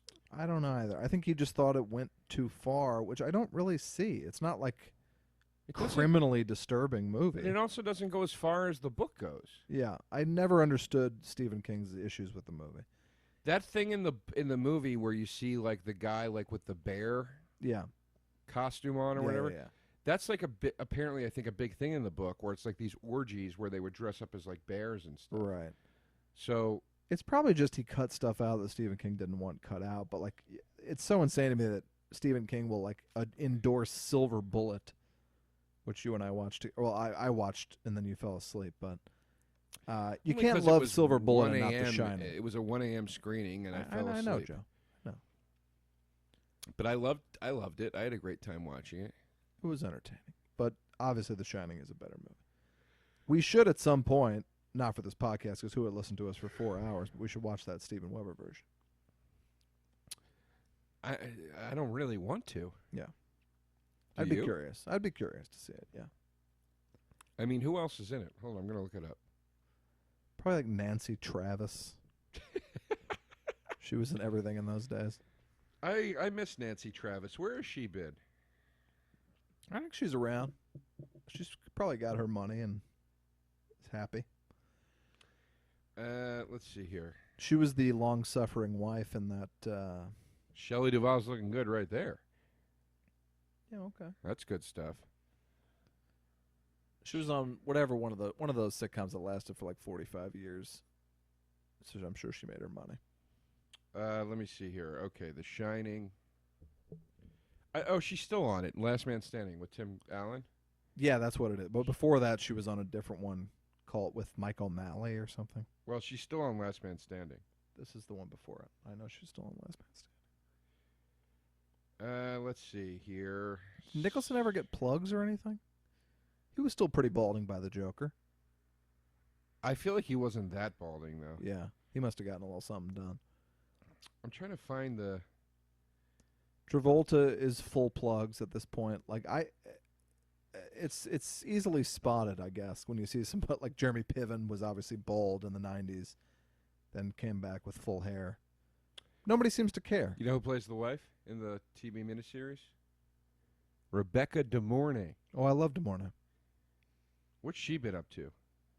Melvin Van Peebles in the Scatman Crothers role. Okay. I love Hand That Rocks the Cradle. That's a genre movie I wish they'd make a lot more of. De Mornay's 56 these days. Checks out. Now, there's the cover of the miniseries, which always looks like Anthony Michael Hall to me. That is a terrible cover. Well, you said you wanted to see the goddamn thing.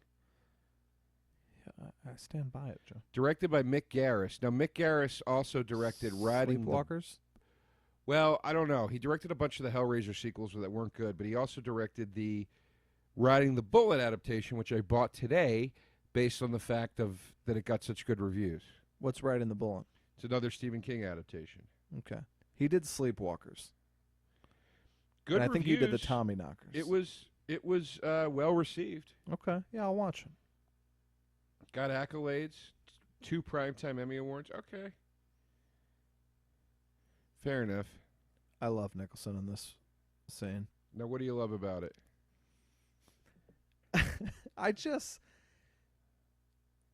There's some element of a husband really disgusted with his wife that always just makes me chuckle. Probably because it reminds me of my childhood, sadly.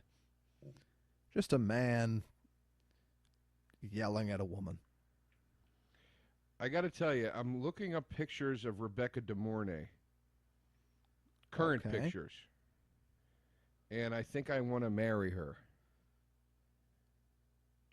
Folks, I mean, this is what it's come to. Joe's Googling pictures that you can't see of Rebecca De Mornay and showing them to me. I mean, are you disagreeing? She looks very attractive, but she always did. Phenomenal. She was in The Innkeepers, wasn't she? Which we already talked No, about? that was the lady from Top Gun.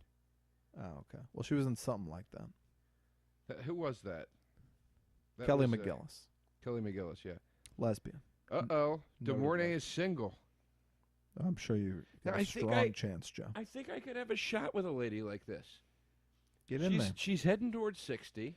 Well, make sure if she tells you that she's 60, you don't say that she looks younger. She's married to Patrick O'Neill, sportscaster, and Bruce Wagner, a novelist. So, I mean, it seems like she's open-minded to an artist type. Are you an artist type? I would say so. All right. I'm going to make a play for De Mornay. Get in there. Hey, let's not make it sound crass, Pat. All right? I want to... Ms. De Mornay, I have a Joe DeRosa on the phone for you. Oh, my. Put him right through. He's an artist type. What does he want? He says you're holding up really well. Okay. He said you're pushing 60, and he thinks he's got a chance at that.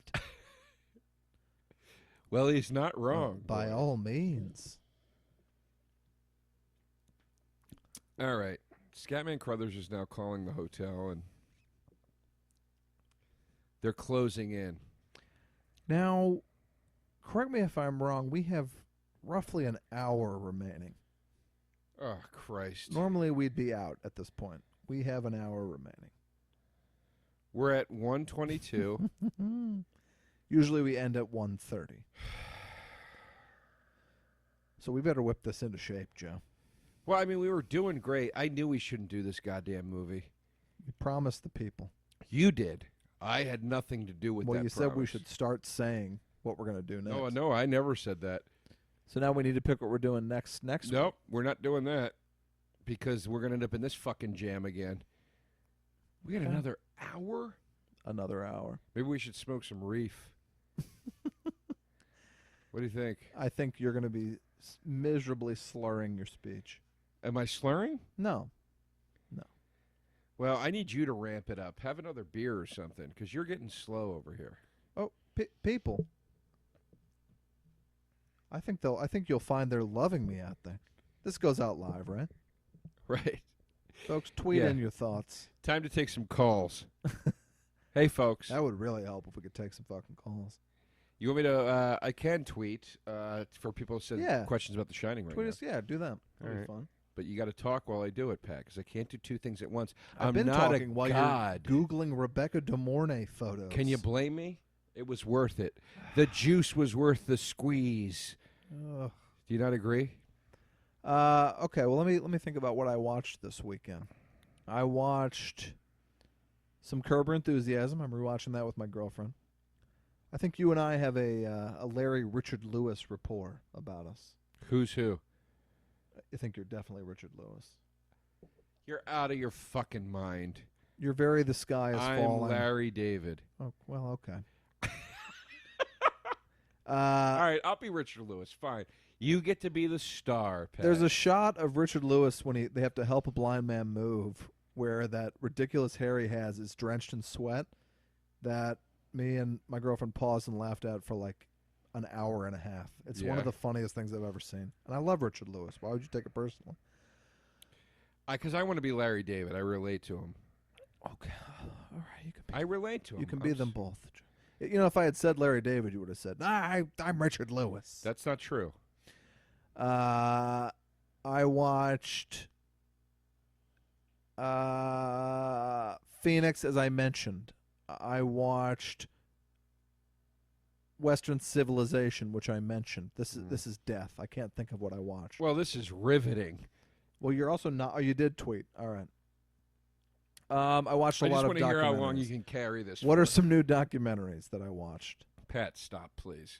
This is sad at this point. The Nightmare, which I already mentioned. Right. I watched a documentary called Deli Man.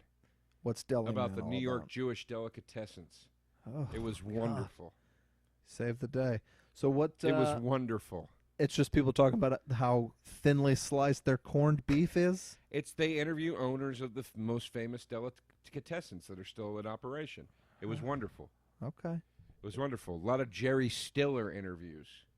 About how much he enjoyed the sandwiches? We used to go to Carnegie Deli, and Sid Caesar would get behind the counter.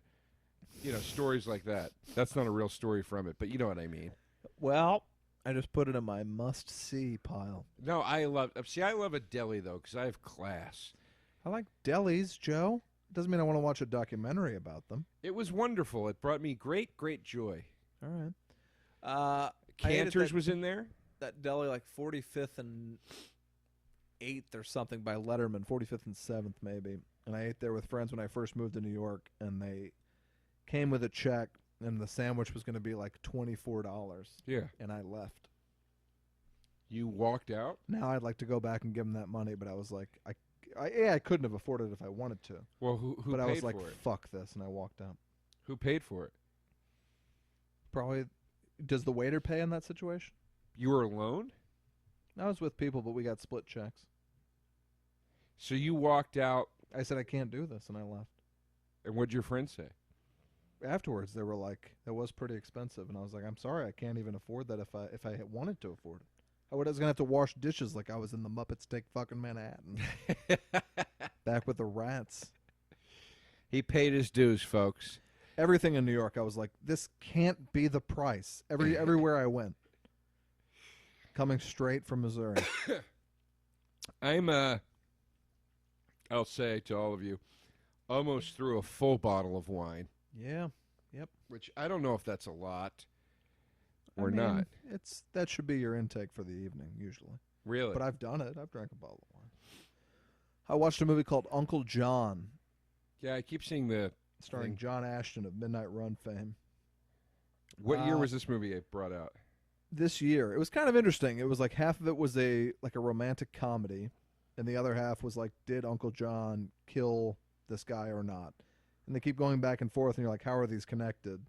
And they kind of sync up at the end. How's John Ashton in it? He's great. It wasn't an amazing movie. I'm a but big fan of John it's Ashton. worth a view. I love John Ashton myself. Is he funny at all in it? Thrice divorced, I learned, because I looked him up. He's not funny at all in it, no. Because he is a funny guy. Yeah. We got a couple questions here. You want to Okay. answer them? Let's do it. Did you get a real boner or a fear boner when the sexy lady in the tub became a rotting corpse? Real turning into fear. I'll say real straight through. Okay. Real, and then it got harder. And then the other one just says, I can't think of any questions. Okay. That's helpful. There. Well, at unequalized was the boner question. I did have to sort of, before the woman turned into a rotting hag, I did have to sort of mentally stunt my potential boner. Sure. Because I was feeling it a little bit. Which I always kind of feel sitting next to a hunk of a man Sure. like Pat Walsh. Now, even now to this day, just simply a naked woman walking on the screen can just pop up a bone zone. Sometimes. Definitely when I was a kid, it was relentless, but nowadays I can usually keep it in check because of the amount of disgraceful porn that we've been subjected to through the years. Well, yeah, but God. I've reduced my masturbation intake to, I don't know, maybe once a week, twice a week. I barely do it anymore. So nowadays, I get that sort of young kid flair again when I see an When you attractive see a woman young in a kid. movie, and I'm like, oh, am I going to get to see her boobs? Like, it's kind of exciting. No, I still have that. I just might not spring to attention immediately. Well, because you're a degenerate pervert That's true. whose mind has been just destroyed by filth. Also true. Everyone in this scene has used the N-word, and we're watching it with subtitles, which makes Yeah. it extra Uncomfortable? uncomfortable. Yeah. It makes me a little uncomfortable. I'll tell you what else didn't help the Oscar cause, and I loved Hateful Eight, and you know I loved Hateful Eight. What else didn't help the cause was the fact that one of the white actors to get nominated was Jennifer Jason Leigh playing the most racist character in history. Yeah. Yeah, and Samuel Jackson I never saw mentioned or discussed as a potential nominee, And which I think people just take him for granted at this point. I agree. Just 1,000%, because he was incredible in it. She was very good in the movie, but I don't think she deserved a nomination for it necessarily. I got to tell you, my money would have been on, what's his face, the sheriff guy. Kurt Russell? No. The guy that plays the racist sheriff that becomes, Walton Goggins. yes. Yeah. I don't want to ruin He anything. could have snuck in there. If this was Samuel Jackson's first movie, he would have won Best Actor. That's what's kind of fucked up. Probably. Was he nominated for Pulp Fiction? He was. He famously lost to Martin Landau for Ed Wood. And in the little box, because they put the actors' faces in the 5 little boxes, you see Samuel L. Jackson go, shit, motherfucker, in the box No, you on did not. screen. I don't believe that. Joe, what do I gain from making that up? I have I seen don't this. believe that. Here's why I don't believe it. Google it. you don't get It's anything. a widely publicized You clip. don't gain anything, but you also believed last week that I had seen Get Hard with You, which I didn't see. And then I remembered who I saw it with. Who? My friend Jared. Jared. Jared. But you can see this. It's one of the most famous moments in Oscar history. He's got the box on him, and he starts cussing in the box. He's really genuinely angry. He did probably deserve to win. Why are you telling me this? Because now I want to look it up. Just watch it later. I already told you what happens. I'm going to forget later. Somebody telling me, like Samuel Jackson said shit when his face was in the box. I don't need to see it. I believe it happened. I don't need to watch it. I don't believe it. I don't believe you. Oh. I don't believe any of your bullshit. Whew. I don't fucking believe a thing you're saying right now, man. Okay. I think you're full of shit. And I've thought it for a long time, and it feels good to finally say it to you. How much longer do we have in this movie? Joe, Holy God. 10 minutes has passed since we last checked. You got to that's- stop doing this. I We have a right to entertain these people now. I truly thought We've pledged to entertain them. I truly thought about 20 minutes had passed and No. 9 minutes You barely. know why? Because you're finishing off that wine. Is that what it is? Yeah. Why don't you have another drink? Because I'm trying to keep myself in control. I'm enjoying a beer, sipping it like a gentleman. Fair enough. You're doing wine shots over in the corner. I'm not doing wine shots. I've just had a few glasses of wine. Well, Is what's in the news? What's going on? in the news? The hell is the matter with you? Are you excited about Suicide Squad? I am actually. Are you? No, because that guy has only made terrible fucking movies, That's and not this will be true. terrible too. He made Training Day. No, he didn't. He wrote Training Day. Wait, isn't Suicide Squad the guy who made? Oh no, that guy's doing Batman and Superman. David Avery wrote David Training Ayer. Day. Or Ayer, excuse me. Wrote Training Day. He directed End of Watch. He did Harsh I fucking Times. loved End of Watch. Yeah. So, the guy who is doing Batman and Superman, Zack Snyder, he's the one who Yeah. makes all the Exactly. terrible movies, He except hasn't Dawn made of the only Dead. terrible movies. Why are they entrusting David Ayer with this huge franchise? I fucking loved 'Cause I End of think it's- Watch. I think it's like a sort of crime thrillery kind of thing, and they were like, "This guy's good at that." All right. No, I like David Ayer. Zack Snyder, I enjoyed the Dawn of the Dead remake. I thought that have was. said that is amazing, and then everything else, hot trash. I don't like Watchmen, but I think it's a good movie. I just didn't particularly care for it. It was terrible, but at least it was long. What else did he make? He made Sucker Punch, which is one of the worst movies ever made, in my opinion. I liked Man of Steel. Oh, Why didn't you like Man of Steel? hated it. Why? Just joyless. He made 300. I like 300. All right. You didn't like 300? I didn't like 300. Oh, boy. He just makes like soulless, movies with nothing to relate to in them, and I hate them all, except Dawn of the Dead. We've gotten 0 other questions. Why don't you retweet this and see if it helps? Joe, what are they going to ask? Questions about The Shining. What do you mean, what are they going to ask? But we can answer our own questions. Like It'd be fun to hear people from the audience say, hey. You have more followers than I do. Well, I know. We don't need to bring that up. I mean, I don't think they enjoy you as much, but you have more followers. I do. But look, you have all those followers on Vine. So what do you want me to send a Vine out? I'm kidding. No, I was making fun of Vine. Somebody just asked, do you like ice cream, Joe? That's their question. Do you have an answer for that? They asked you. I mean, I like ice cream.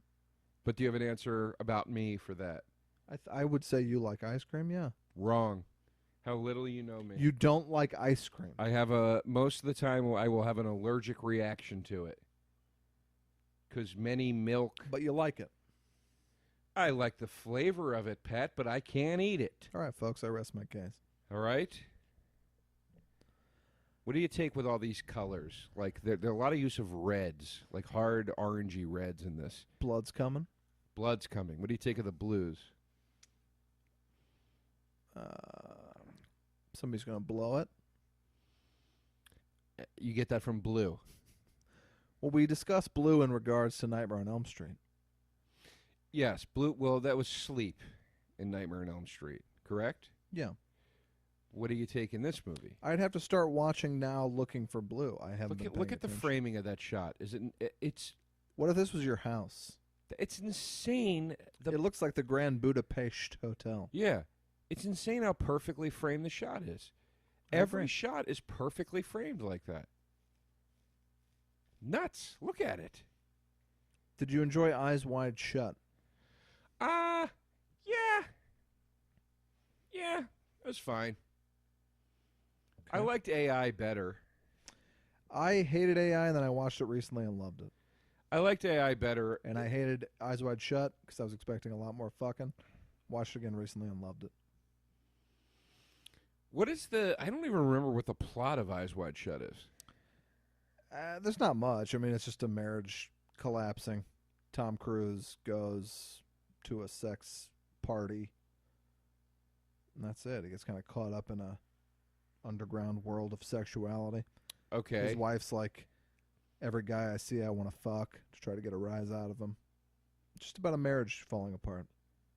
Okay. And does Kidman ever get banged outside of the marriage? No. She talks about wanting to. She walks around in a negligee. Okay. So it's Tom Hanks banging. Tom Cruise. Tom. I know, I'm kidding. Tom I just thought Hanks it'd be funny. banging. It'd be Just funny. that alone would be. In all the movies that Tom Hanks has been in, and I've seen them all, baby. I don't think we've ever seen Tom Hanks have sex, unless you No. can prove me wrong. Maybe Big when he feels that woman's up. I Tit. don't want to see Tom Hanks have sex. It's No, gonna ruin. you don't. It's gonna ruin Tom Hanks for me. It's gonna ruin Tom. I have a Tom Hanks impression, but it's only visual, so I can't really do it on the podcast. Okay. But I have a great Tom Hanks visual impression. Can I see it? Yeah, but I don't think we should do it right now. Is my point. All right. I'll Because- see it after. Nobody can see it. You know what I mean? Yeah. I could do it for you. I mean, I don't care. I'll see it after. See it after. She got very hungry. I'm hungry. It's 8:15. It's that time. Yeah, I'm jealous of the people in this movie that they have this big industrial kitchen with all this canned food in it. I would like to eat some of that right now. What do you think about? I think I might benefit me to have a pantry, like a house with like that, like a kitchen, and I am told this is your food for the entire year. Right. And if you eat it, at a reasonable rate, you gain no weight, you lose no weight by the end of the year. This is good for you. I think I would kind of love that. Why don't You you ration it out. Why don't you and Annie McDowell and Mhm. Kristen Wiig Yeah. have some sort of rich people neighborhood meeting Yeah. where you have a system where this happens? All right, I will. We all share a communal thing. Yeah. Okay. Sorry, the rest of us are out here living real life. I think it's a great idea because Wig and McDowell ain't eating much, and that leaves more for Papa. Wig to me looks like she could put it away. She's a thin woman, but she looks like she might like to get down with like some pizza or Stromboli. Stromboli. I just get that vibe from her. All right. I get a Stromboli vibe. Annie McDowell, I picture eating seeds, maybe leaves she's finding on the ground. McDowell, from the amount that she's walking, I worry about her health. But Wig, I think you could pull up and have a beer and some ribs with her. Probably. Maybe not Stromboli, which I don't think people really actually eat. I eat it. What is Stromboli? It's like a personal pan pizza? It's the better version of the calzone. A Stromboli is a large baked dough product from your pizza places. Okay. And it's the full dough thing, like the dough cover, like a calzone, Is there dough in it? but it's large and it's filled with stuff. Okay. So you get a cheesesteak one or an Italian meats one or a pepperoni and cheese or a meatball, Sure. and they're delectable. They're delicious. The calzone always has ricotta cheese plus mozzarella and whatever, and it's a personal size thing. Stromboli is for multiple people, and it doesn't have ricotta cheese. It's always mozzarella and meats, and it is delicious. Folks, I am sorry. Why? I'm sorry you had to listen to all that. Well, what was wrong with that? No, it was fine. It was fine, Joe. You asked what a Stromboli was? It was fine, Joe. Well, then why did you say that? Kristen Wiig this year, also not mentioned in the acting races, was amazing in a movie that is also now on Netflix called Welcome to Me, which I loved. Okay. She plays a very mentally disturbed woman who wins the lottery and decides she's going to make a talk show starring herself Okay. to bring herself fame. And I fucking loved it. I saw it when it was in theaters. Not one person has mentioned it to me. Not one person mentioned it for Oscars. That's why this business is so fucked. People like racism obviously is a major problem. But they send people who are in the academy screeners of the movies that are coming out. And if a movie does not get sent to people's houses, it has zero chance of being nominated. Sure. Never once has a movie or a performance or a screenplay been nominated for an Oscar that I wasn't sent at my home as a Sure. member of the Writers Guild and the Sure. Actors Guild of America. And you will get movies that don't get nominated. For instance, Pat and I both received this year Furious 7. I received 2 copies of Furious 7. And not Mad Max.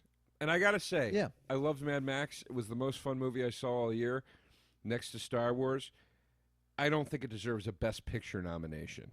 In this year, I do think it does. I don't know what else I would put above it. This year was a terrible year for movies. When I'm looking at this giant stack of movies that I was sent for my consideration, I'm like, most of these fucking suck. Oh, And there are other the movies. other ones are okay. There are other movies that could have been nominated. Yeah, for sure.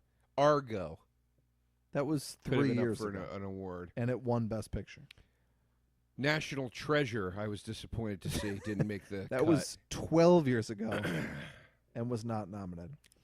The Breakup, which people write off as just a comedy, but I think has a lot of emotional value. You think these movies all came out this year? I believe all movies come out every year. Okay. Every year, again and again. Uh, Movies are never finished, they're just abandoned. So Here's a movies movie should I be allowed love to be that, nominated. that should have gotten a little love. Sleeping with Other People, starring Jason Sudeikis and Alison Brie. I thought that movie looked terrible, I did too, but I didn't and see it. yet it was great, and I bet you'd love it. And folks, I heard that's my. If you take away one thing this week, watch that movie. It's great.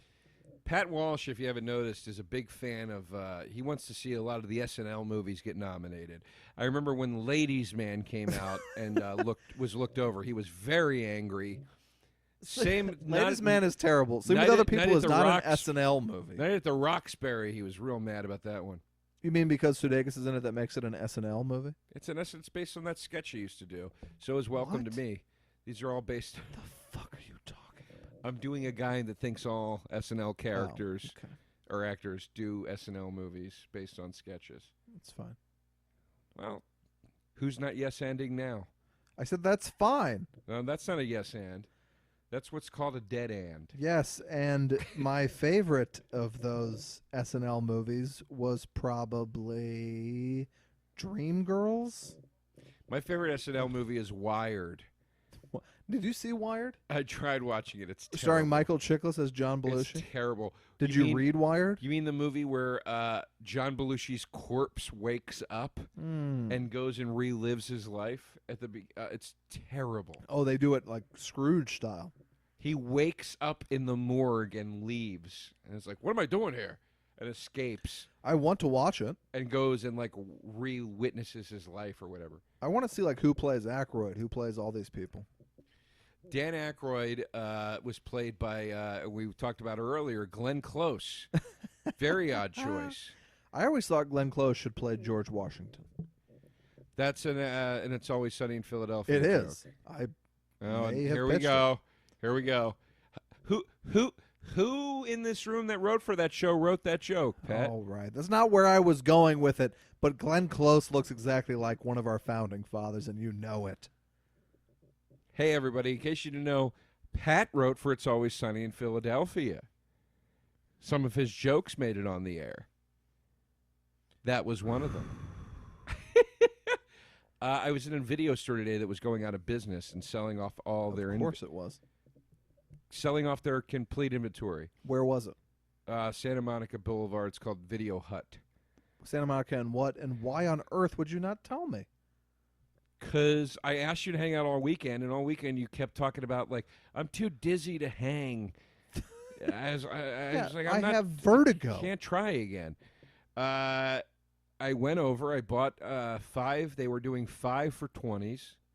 Oh, that's actually not that good a deal. I got some movies. For but going I'll out of business, I'll tell you that's one not movie. that great. Tell you one movie I almost bought because I only went in to get horror movies. Right. One movie I almost bought that I did not buy. Little movie called Mothman, written by Pat Walsh. They had a DVD copy? They have of a DVD copy it? of That it. might not have been ours.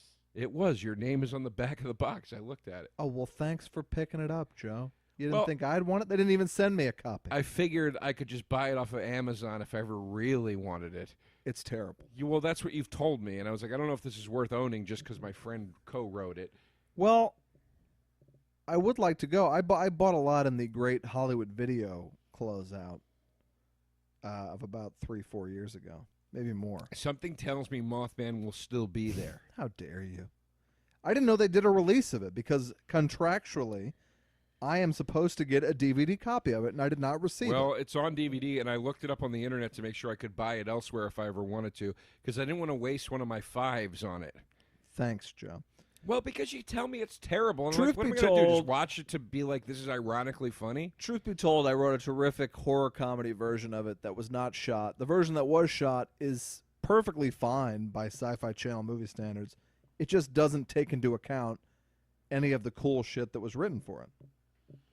Yeah, That's well, all. that's part of why I didn't buy it. I was like, this isn't Pat's work. No. This is the work of some suits. Yeah. Liked of my life. I just jumped in on the Mm-hmm. on the line to let people know we're still watching the movie. You know, you're not even going to announce that you've killed this bottle? I haven't killed it. The remainder of the the remainder of the bottle is in the glass. Okay. Why are you being so judgy?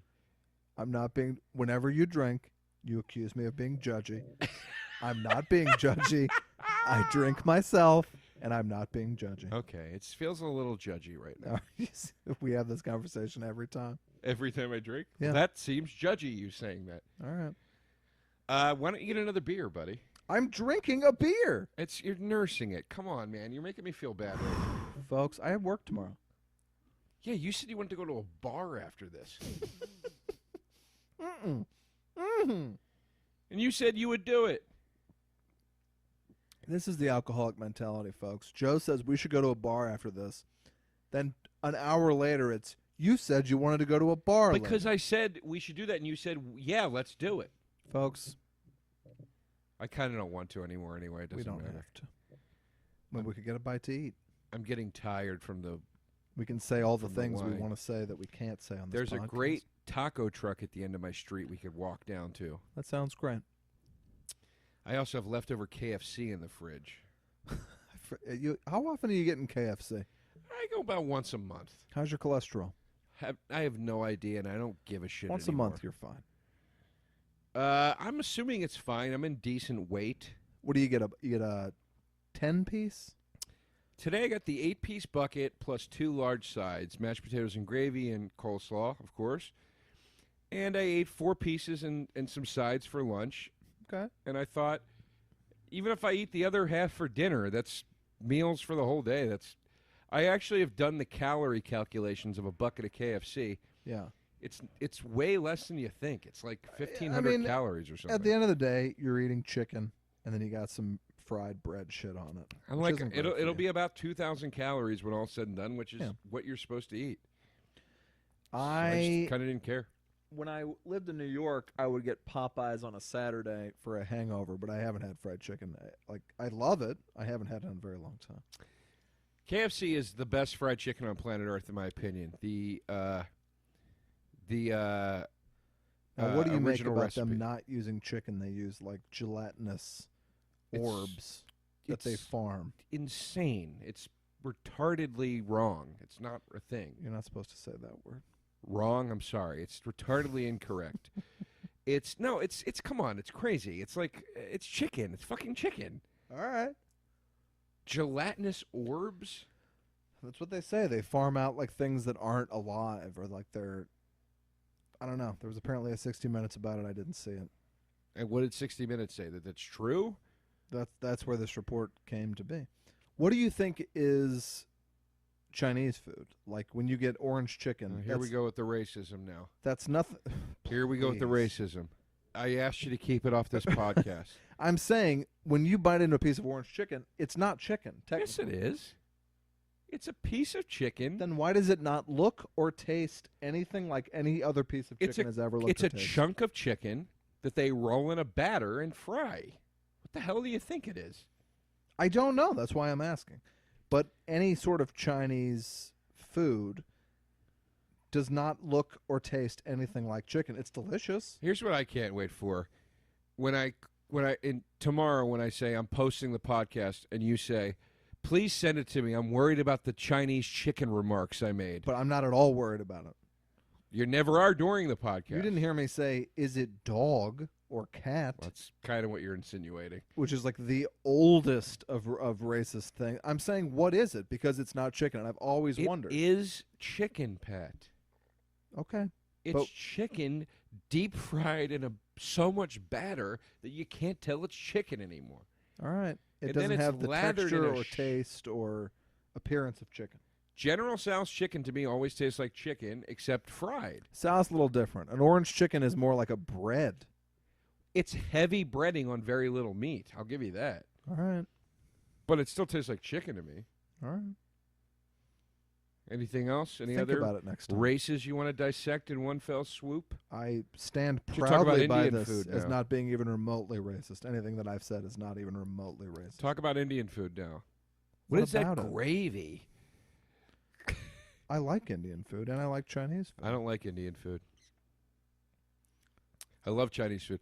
I hate Indian food. I'll just say it.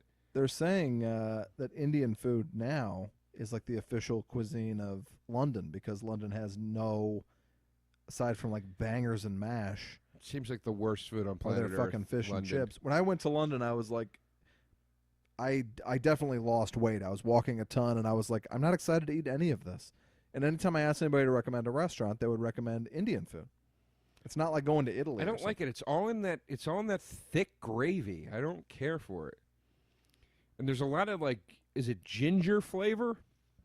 Well, Indian food is like a curry, a tikka masala. Tikka masala. That sounds Italian. Does Folks, I think we might be getting a little preview of Joe on Drunk History right now. is it not? It sounds Italian. Yeah, no, it does, Joe. Tikka masala. Yeah, it does. Say another Indian cuisine. I'll do it Italian. This is not questionable in any way for you racially, but me suggesting that orange chicken might be something other than chicken is racist. Well, what else do you think it is, Pat? I don't know. I'm just curious. What? No, you have an idea in your head. Clearly, you're going somewhere. I with have this. no idea, and I order it, so obviously I don't think it's dog or cat. Well, what do you think? I'm just wondering what is Pork? happening. Pork, maybe? Why would it be pork if it wouldn't? Chicken's cheaper than pork. I have no idea. I really don't. All right. Well, All I know is like you get a grilled chicken, it looks and tastes one way.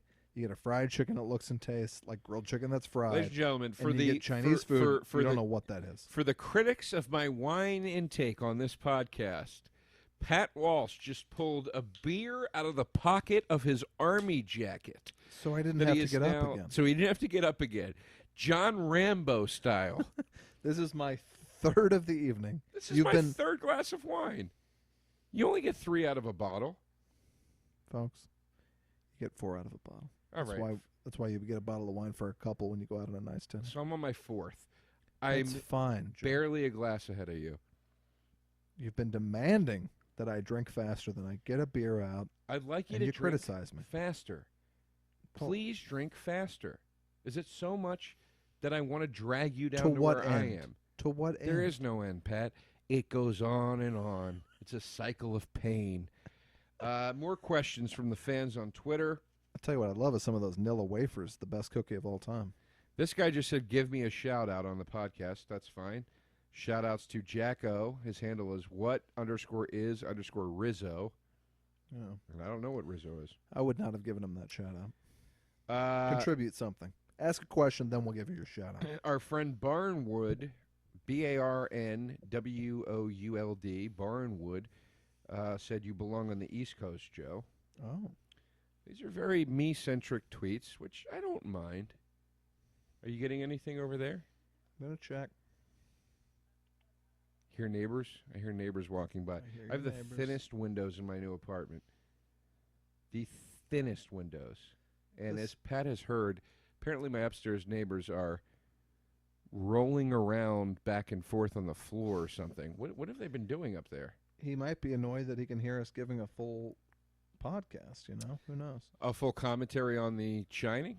So this girl, Samantha Chambly, she's all excited. Oh, my God, why can't I remember all my questions? Yeah, I read that one already. Samantha, we want to hear your questions. Well, I love that you have Garfield you got anything else, or is that it? on your Twitter page. I'm a big fan of Garfield. I used to laugh so fucking hard at Garfield. What was it that you liked? The lasagna, It was just the hijinks between him and the dog. it was generally his disgust with John and John's loneliness. The lasagna, the naps, the hating of Mondays is a smile at best. But when he'd really lay into somebody, I would laugh out loud. I used to love Garfield and Friends, and then the spin-off Hampton and Friends. Who's Hampton? It was a pig on a barn. They used it to pad out an episode of Garfield because Garfield didn't go on any adventures, really. Well, one thing I did. Oh yeah, Hampton and Friends. I remember that now. Liked it. One thing I did enjoy about Garfield, it really was the personality of a fat man that loathed the world. Yeah. You know, and just really demeaning towards the intelligence of that dog. Yeah. Well, Odie the dog was couldn't stupid. talk. Yeah. It was almost like he was. It was almost like he was prejudiced towards mentally handicapped people or something. It's pretty hardcore stuff when you think about it. There was also Heathcliff, which is just worthless. I hated Heathcliff.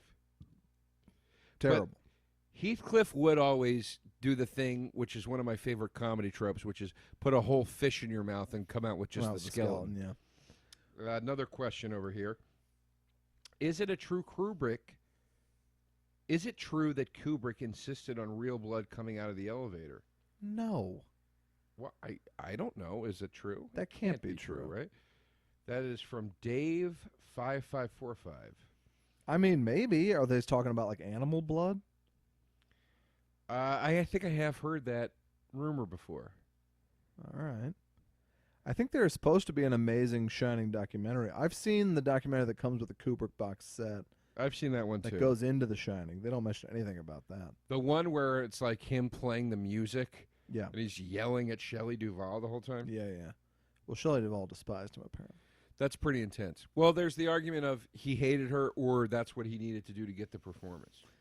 Yeah, I mean, he brought her to like the brink of sanity, which she hated about him. This is like that era of filmmaking where they're like, he couldn't get the take, so he went up and kicked him in the balls. Yeah. And then he got it, baby. You know, like this Now is that era. you couldn't do anything like that at all. No, because everybody's a pussy. I just read an article about Vinyl, the Martin Scorsese show, and Okay. they talked about how Olivia Wilde, in one take, spat water in Bobby Cannavale's face. And they talked about this in the article like 25 times. Like, it just brought this rawness out of the performance. They were so blown away by it. That would be a very minor thing. And I'll also tell you this. If Cannavale had spat some water in Wilde's face and it was discussed, Cannavale would be thrown out of Hollywood. Thrown out of Hollywood. You can't spit in a woman's face in a film set or in life. All right. Nor should you. I'm just saying. It was odd that it was discussed often. Now, this is a topic. Rarely do we get political on this podcast, but Pat has been lobbying for this for years.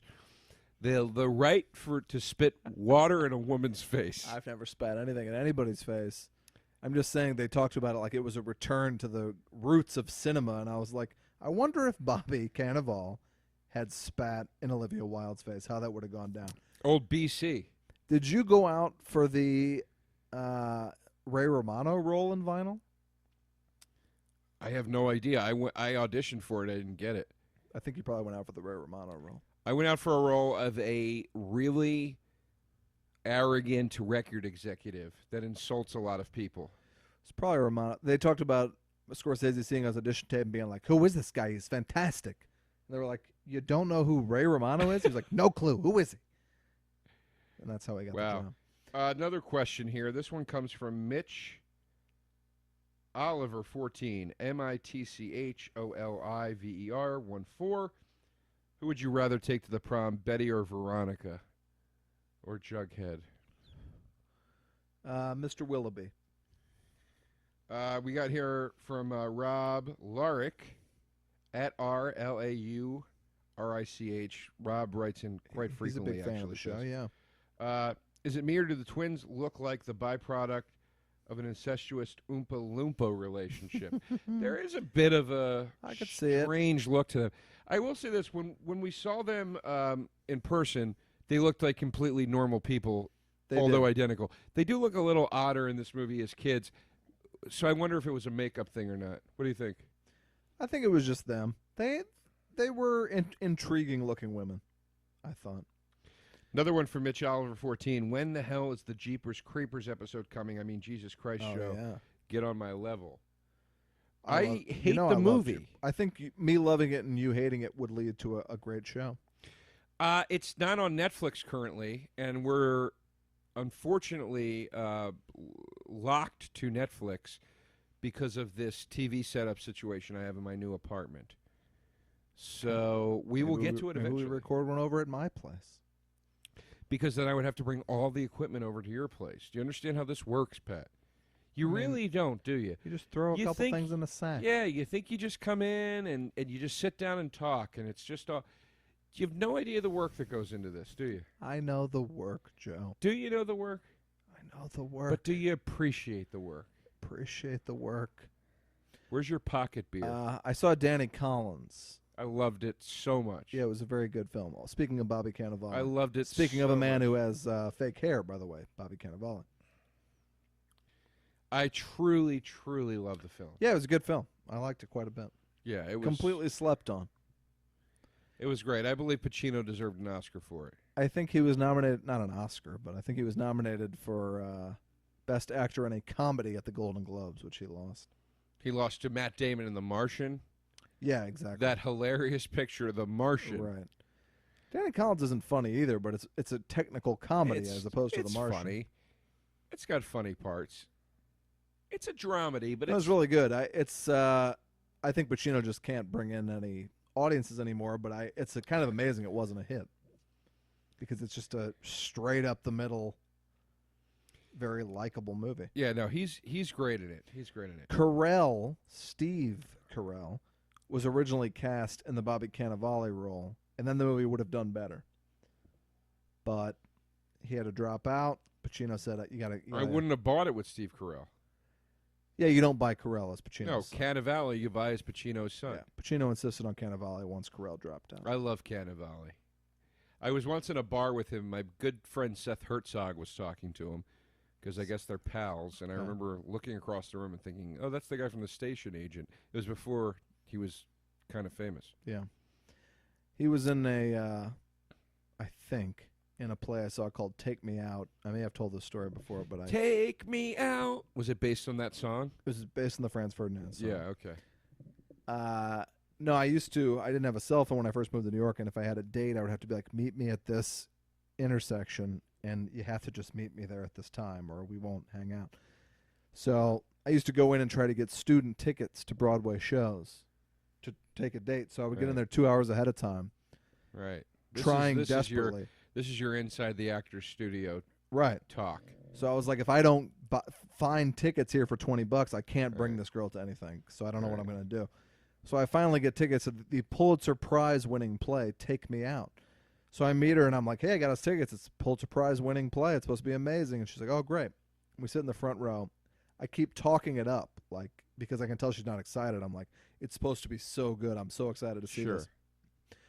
The first thing that happens, the curtain opens and there's a bar at the top of the stage with water coming out of it. Then I realize it's a locker room scene. Take Me Out. It's about a gay baseball player who has to come out like to his teammates. Well, I got to take me out to the ball game, but also take me out of the closet. And it starts. Buy me some penis and Cracker Jacks. Yeah, exactly.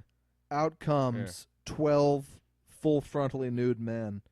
They stand above me because we're in the front row, which is what these $20 tickets are. You thought all my dreams have come true. Finally. Looking up into the taint balls and dicks of 12 men with this girl, and I've been telling her again and again, this show's going to be so great. You're going to love this show. And she looked so red-faced and mortified. It was a really pretty traumatic event. And who does Bobby Cannavale play? I'm pretty sure he was in it. He was one of the guys in it. I might even be wrong about that. I know Daniel Sunjata was in it, who was in Rescue Me. But just looking up at a lot of dicks, and it was very uncomfortable. And we did not take the relationship past that point.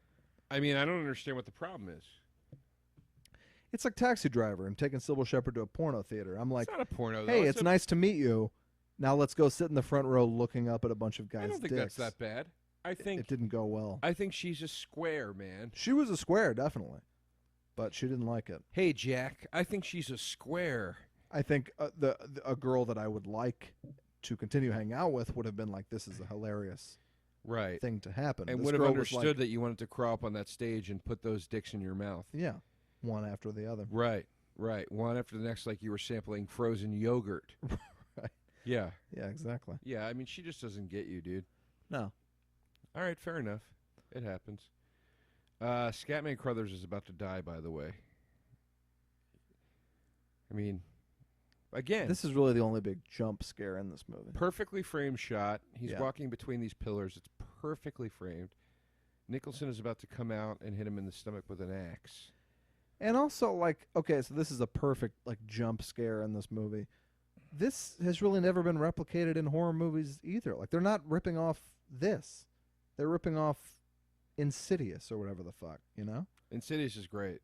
I know you love Insidious, Joe. It's fine. But ripping off what? You mean like a guy jumping out with an axe? Like, where it's just a long, steady shot and you actually see the guy walk into frame and stuff. You don't see that really in horror movies. Sure. You see a quick jump cut, jump cut, jump cut. Sure. Somebody opens a window and there's somebody standing behind them. Sure. Flash of lightning. Now, here's my question to you.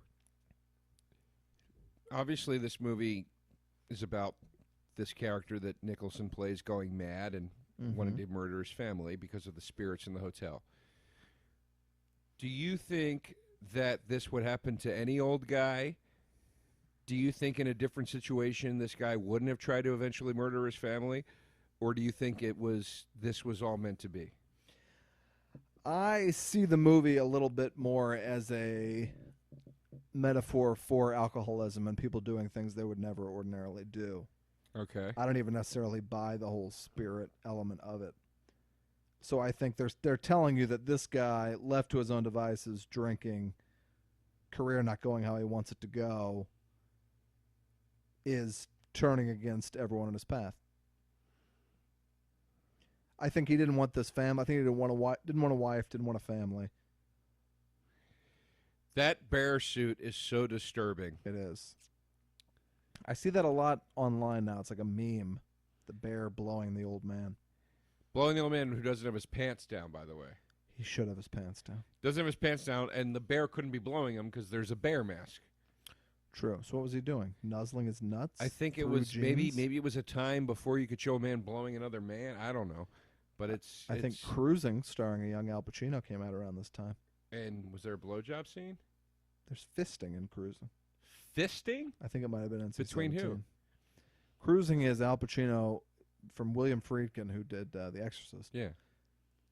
Al Pacino goes undercover in the gay scene and then becomes, it's up to the viewer whether or not he becomes gay himself. But there's so much gay sex club action, fisting and all that Well, kind who of gets shit. fisted? Extras in the background. Does Pacino do any hardcore sex? No, but he's around it, and he's clearly very conflicted by it.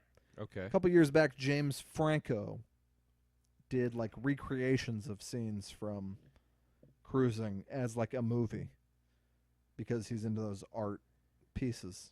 Not as a joke, to like Yeah. as a statement, you mean? Yeah, I don't know what the hell that was all about. but- Okay. My favorite thing James Franco ever did was the thing where he did the acting lessons on Funny or Die. Didn't see it. And James Franco. he tries to get his younger brother to Dave Franco. to play a scene from Rebel Without a Cause as having a crush on him, which I always thought was very funny. On his brother. Huh? On his brother. Yeah. Yeah. Yeah. We're in the tail stretch of the film here. Jack Nicholson is now chasing young Danny around in the snow. I'm honestly so angry that I'm not in New York to experience this blizzard. And Why? Because I get so fucking sick of the weather being the same here. And no one wants to hear you complain about that. And I'm telling you something, man.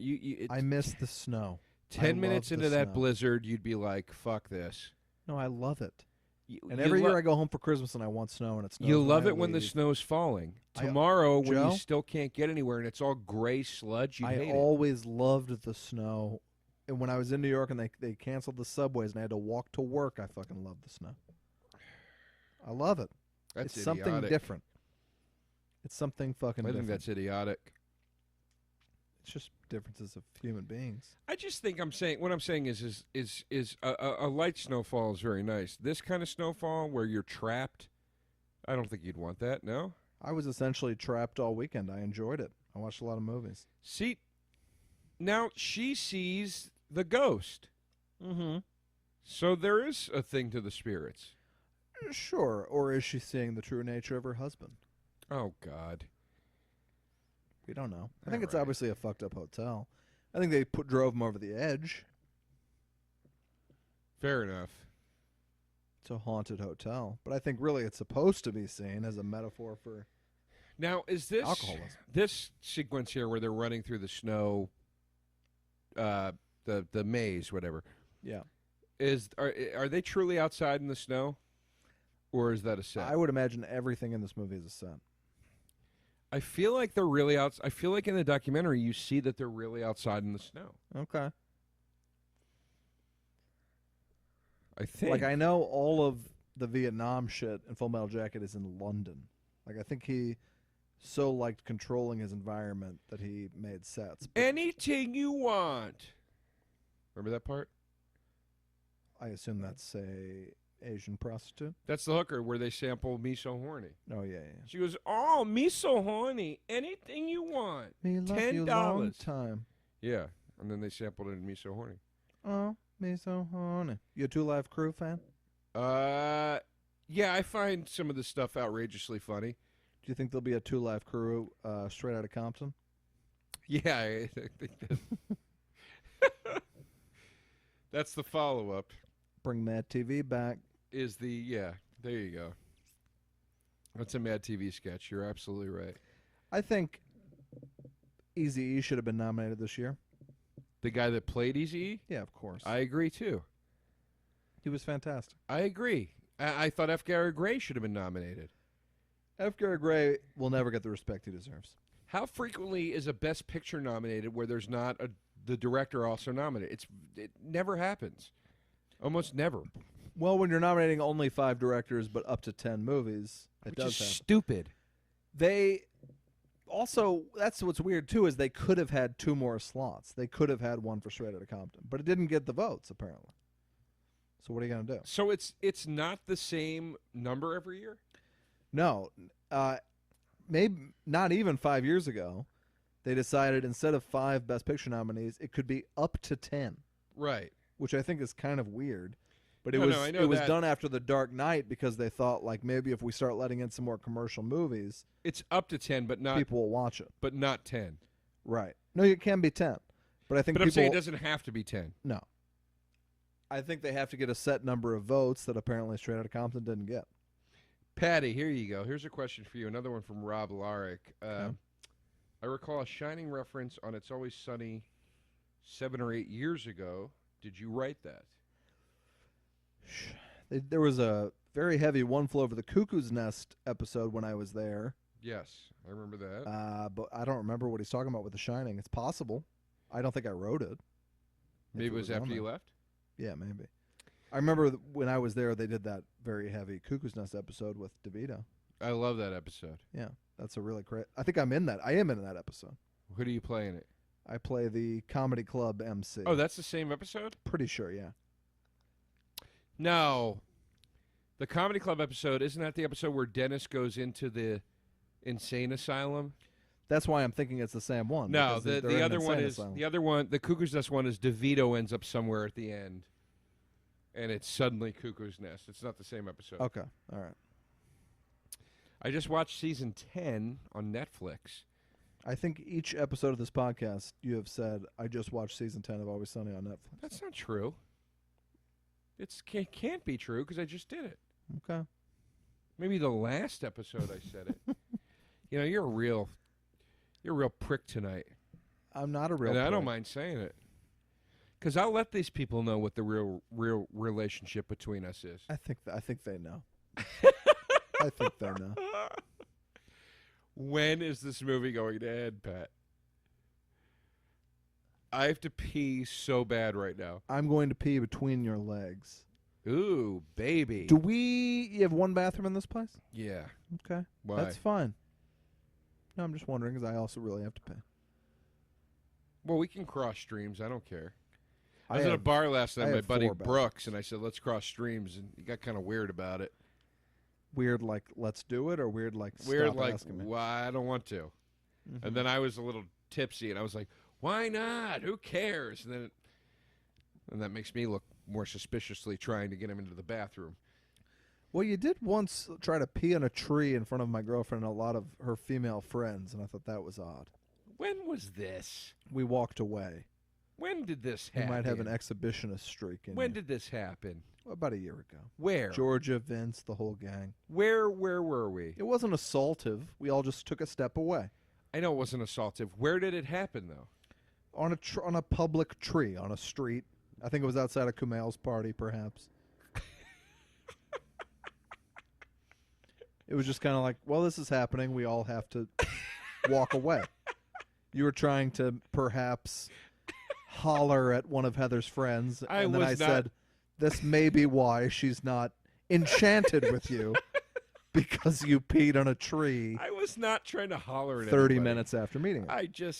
Come on, man. Sometimes you gotta pee. I know. Wouldn't you like to pee on There a are tree some right nights, now? especially when I'm taking the trash out at home, I'm like, I would love to just pee on the side of my house and mark the fucking Oh, territory. back when I had a front I yard, love peeing outside. I'd go outside and be like, I could just pee right here. You can. You really can. Yeah, I mean, I don't find it offensive, but that's just me. Well, it's In certain states, it's a sex crime. I think in all states it's a sex crime. No, not in all states. That's not true. But if you pee in public and get arrested for it in like Texas, you have to register as a sex offender. Mm-hmm. Isn't that nuts? Mm-hmm.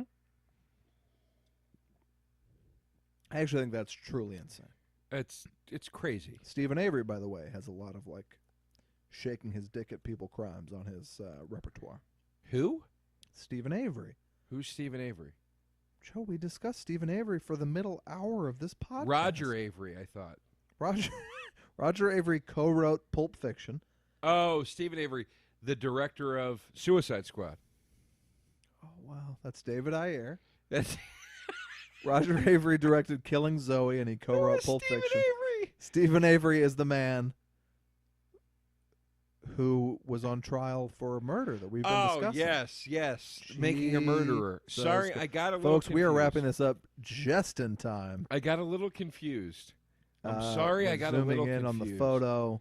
Of Jackie Nicholson. Nix. I think you'll see my face in this photo if you I look think closely so. enough. I think so.